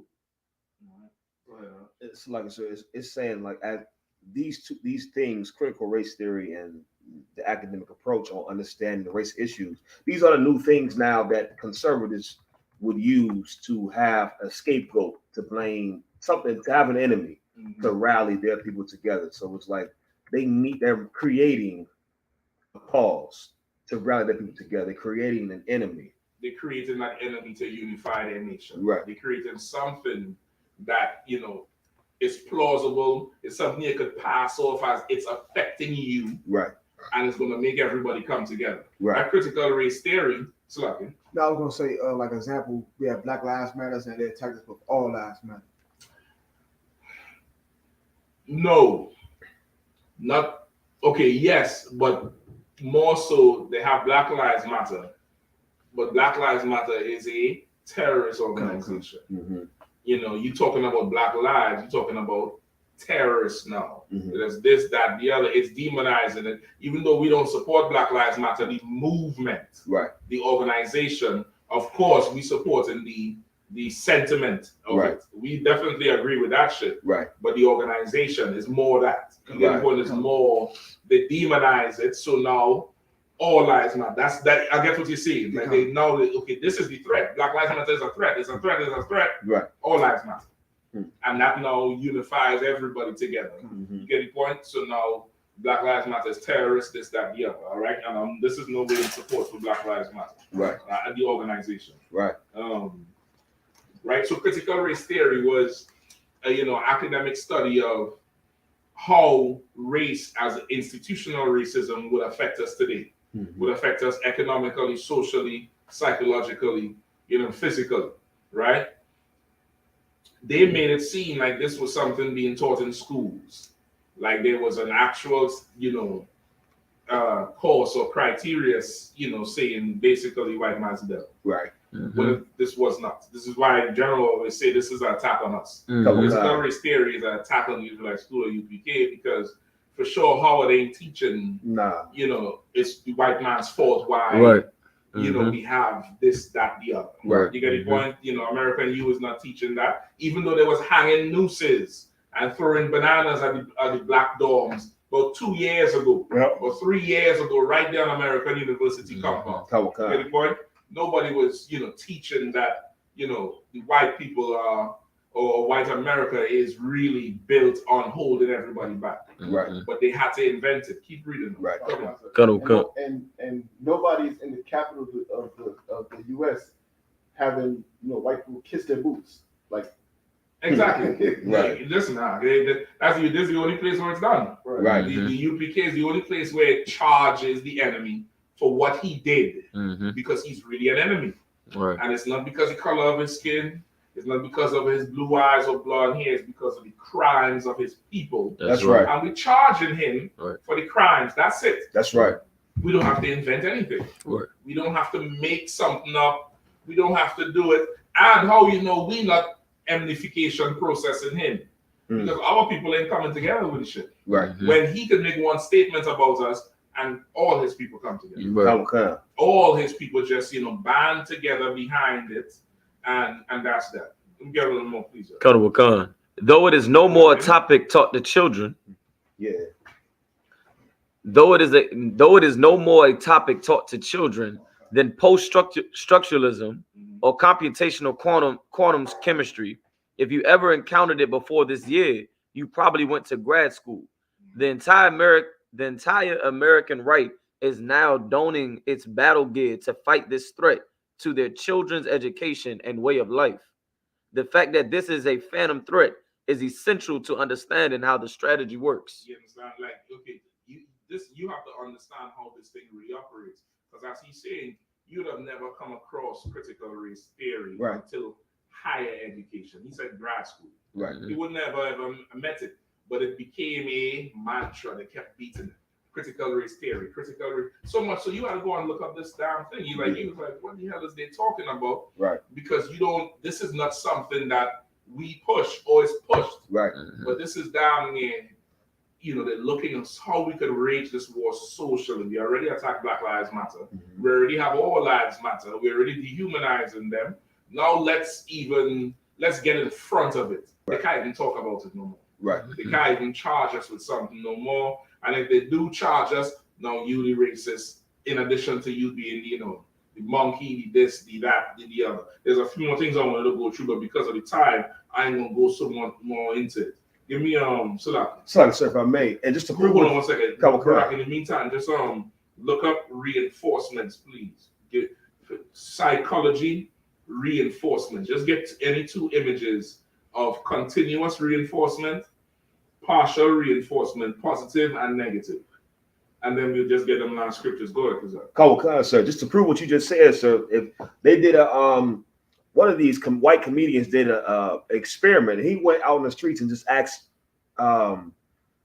white people, what is critical race theory, for those that were against it. Right. And every single one of these devils could not even tell you what the hell it was. But it shows you that's enmification, whereas they're now creating an enemy to rally their people together, and these people are gathering together, but they're not really understanding. They're basing it on xenophobia, right? Which is the fear of an immigrant, right? Quote unquote. They're basing it on racism, which is the oldest fear the white man has, right? And this is an old strategy from since independence, right? Where your founding fathers actually played on the fear of the slaves rising up, the native Indian tribes rising up, right, siding with the British, getting funded and overthrowing the 13 colonies, right? That they played heavily on that whole fear of we need to band together, right. We need to band together, we need to band together and keep these slaves in order, right? Don't allow them to go nowhere. Similarly to where? Where's that order? Exodus, what's that? Is it the first chapter?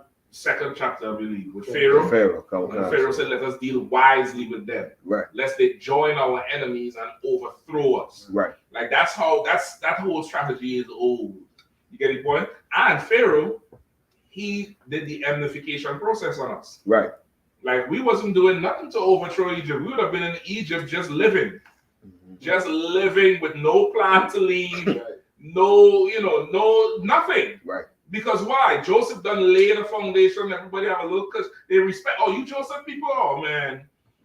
But this Pharaoh that came up did not respect Joseph or his people. Right. And said, man, let's deal wisely with these niggas here because they're going to kill us if the enemy comes. Right. And that fear spread just like John Adams and Jefferson and them spread the fear for the 13 colonies. Mm-hmm. And that's what's happening to us now. You get the point? What happened? You good to go? Okay, sir. All right. You have the images there with the reinforcement. I'm still looking up the particular ones because it's more so like it's with the reinforcement. The examples that I'm getting first are like like training a dog or it's. You scared to put that up? They're calling us dogs already. Yeah. Okay. All right, but listen, for time's sake, I don't want to keep you on too long. All right. The oppressor, he has these psychological strategies of behavior. Right. All right. Predicting behavior and behavior management. Right. And there's different sorts of reinforcements. Right. You have positive reinforcement. You have negative reinforcement. You have continuous reinforcement and partial reinforcement. Right. Continuous reinforcement is like, as you say, we're training a dog. You want the dog to give you a handshake. You're gonna see he's gonna hear handshake, whatever that sounds like to him, and he's gonna stick his paws and you're gonna shake his hand. You're gonna give him a treat every time. That's continuous reinforcement. Right. Right? That's what happens to the oppressor. In sports or whatever else, he gets fanfare every single time. Right. Then you have partial reinforcement where you want this animal, whether it's a dog or whatever, to do a certain thing. But to get to that certain final output, it's a series of steps. Like, I need him to walk on his hind legs and open that door. So now I'm not going to give him something to walk on his hind legs. In fact, I'll show it to him and I'll take it away until he walks on the hind legs. Right. But when he opens the door, he gonna get that snap. Right. That's partial reinforcement because there's a series of things up to the point. Go ahead. And I was gonna say like a lot of what Esau when they training their canines, they'll like place a certain thing or something like I guess with that scent of a bomb or some weapon, they'll place it. And this for the dog, this is the only way they eat. They don't actually get a bowl at 12 o'clock and the only way that they eat is they have to find this. So that's literally the only way they can eat. That's one of the examples. It's reinforcing. After the drugs, they give the dog cocaine. Dang, I didn't know that. Why do you think the dog? Oh, you think that? So, yeah, the dog is a junkie. God, no, I didn't know that. Why else? When you say it like that, you say it like that. Brother, the dog is a junkie. I don't know if they still do it, but at one point that's what it was doing. The dog is an actual junkie. I know that. When you say it like that. That's why he go crazy and when he smell the shit. They also feed the dogs gunpowder. It gets them like aggressive. I heard that too. I mean, they do different things to these dogs, but the partial reinforcement is that on the way. Right. Then you have positive reinforcement when you reward them for a desired output. This is what I want you to do, and you did it, so I give you a treat. Or you do something, maybe I didn't want it, but it was good, and I give you a treat. Right. Then you have negative reinforcement where you give a punishment, or you take away the treat, or you give some sort of hardship to deter that particular result. Right. Come on. That's like I was gonna say everything. I know the Willie Lynch letter was like it wasn't actually true. Somebody writing the letter, but it sounds similar to that because the same scenario we just broke down is that same scenario as the Willie Lynch letter because they were saying how you could break a slave like you would train a horse. Once again, animals, Right. humanizing. Right. It's the same thing. Right. Right. So now what you find what happened is with our people, in addition to dehumanizing us in the media, they understood that even in our homes with fathers and mothers, we would still have a certain amount of pride and strength and drive. Right. So now they had to destroy the home. Now, once the home is destroyed, now you have ambitious young black people because I'm gonna make it anyway. Right. And then you go to school and you write the best paper you could write. You get a B. And you know this is an A paper. Or you might get an F. But you know this shit is A. But the devil or the other oppressor gets something else. Right. Or you get slavery. You finally graduate, cum laude, summa cum laude, your little yellow robe, whatever, and you get a good job. And you go in there and you thinking, right, I made it, I have this degree, I'm gonna move, I'm gonna work, and I'm gonna move up. And you keep getting bypassed for this particular raise or promotion, but somebody else does. You are experiencing negative reinforcement because nigga, I don't need you over there. Right. I need you to stay in your place and just be happy for the crumbs I'm giving you. Right. And this other person gets positive reinforcement. Eventually, what will happen is you just pass out and just say, F it, I ain't doing nothing else. Right. And this is the life we live today. Right. We live a life today where we've been made to be the enemy, we've been dehumanized, we went through the whole amplification process, and then we still say, you know what, I'm gonna drag up every day and go fight, and then they just move the goalposts. Right. You just get the ball, you burst through the daylight, 20, 10, 5, you think you're in the end zone and the goalpost over there. Yeah. How much of that you can take before you quit? Before you just leave the hell out and that's it. Yeah. And then they say, what's wrong with you? You need to work harder. Yeah. You know what that psychological is going to do to you? You're going to turn into a crazy person. What you mean work harder? Right. What are you talking about? You get the point? Like that's what they do to us, and this is the whole process of us being an enemy, an enemy to everybody else. Them two scriptures we ain't got to read them, give it to you for time's sake. What's the Exodus one? Exodus, Salaki. 23, 22. Yeah, 23 and 22. The Lord said, if you serve Him, He'll be an enemy to our enemies. No, we have real enemies. Right. Lord don't have to move the goalpost. The white man is the devil in the pregame, in the locker room. He's the devil. Right. Whatever he does to us is evil. We don't have to invent shit. Right. We could just go in the history and look at it. You get the point? Go ahead. Right. That they say that's insanity itself. When you keep doing the same thing over and over again with no change. With no change. No. With our perspective, if we teach it on the street, that's something we would tell our people. Why don't you change and come and serve the Lord? Right. When the white man tells you, he is making sure the result is the same. Even though you doing whatever needs to be done. It's going and putting gas in your car and the shit's still on E. Right. You're gonna lose your mind. You be like, hold up. You're gonna go spray gas on the ground. Smell that shit. And you ever see old, you might know them older phones. Anybody remember them old phones? Then they had the rotary? Yeah, It was before cell phones. Older folks used to be on the phone, and then the call don't go through, or they do some shit wrong, and they start pressing that shit extra hard. Hello, because they had it. They had it with the machine. They just had the shit. That's what it is with us. That's what it is with us. And now, on top of that, you have other nations. When they come to the land of dreams, they look at, us in America and us in the Caribbean and us in the Latino islands and territories and be like, why you don't pick yourself up? Right. So much opportunity around you and you ain't live with this devil.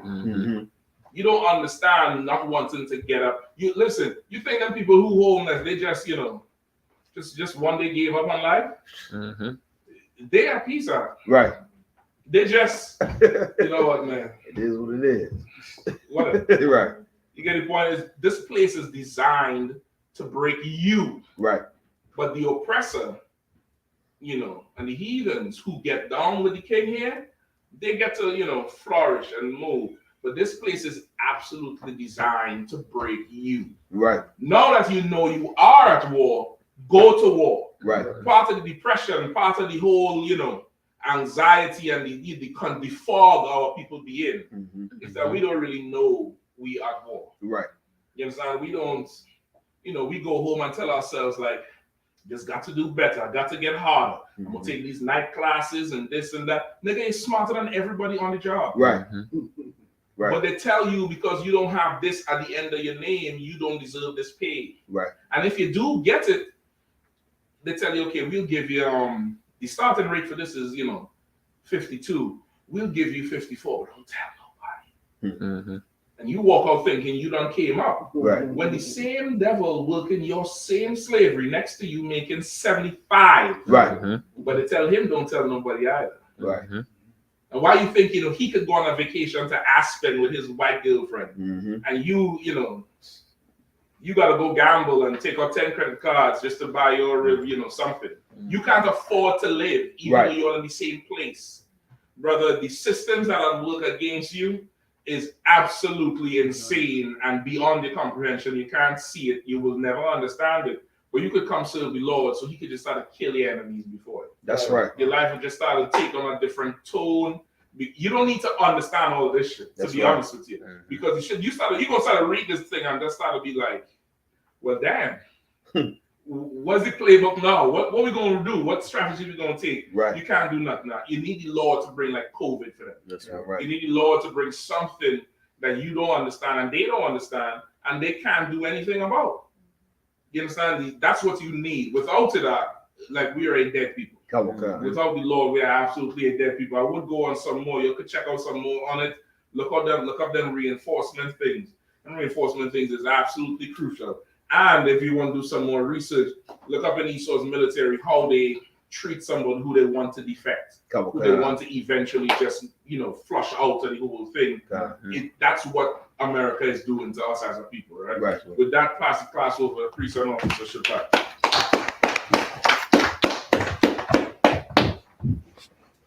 I.S.U.P.K security announcements. We the I.S.U.P.K out of 1 West 125th Street, Harlem, New York, under Commander General Yahanna. New rules for brothers and sisters.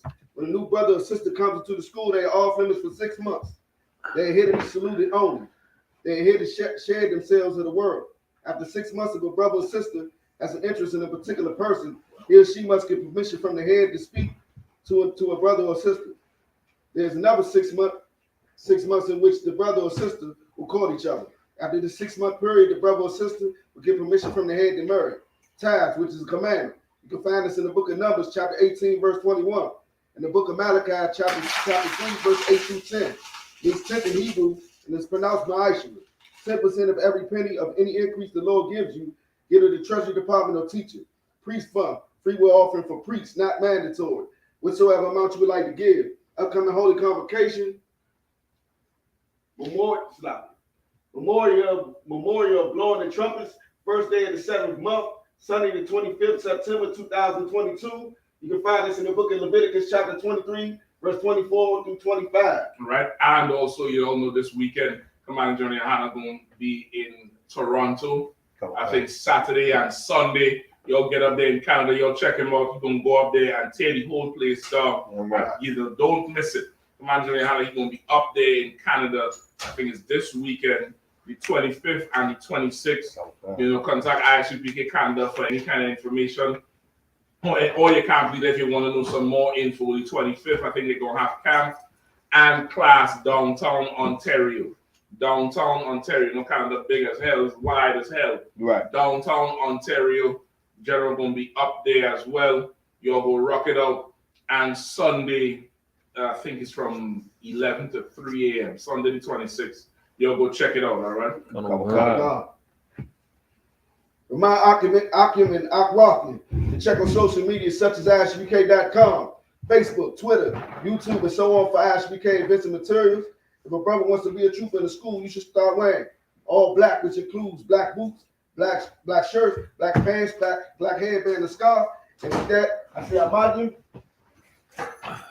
which means to stand. We're going to give a courtesy salute to the teacher. Men of Israel, Amadim Shabbat. Imagine, Barak, Yahweh Hashem Yahweh Shabrakatah. Yad Yamatah, Saw, which means to turn, since you may stand. Give a courtesy salute to the system. Individual Mount Shabbat. Imagine, Barak, Yahweh Shema Alatah Hashem Yahweh Shah. Yad Yamatah, class dismissed.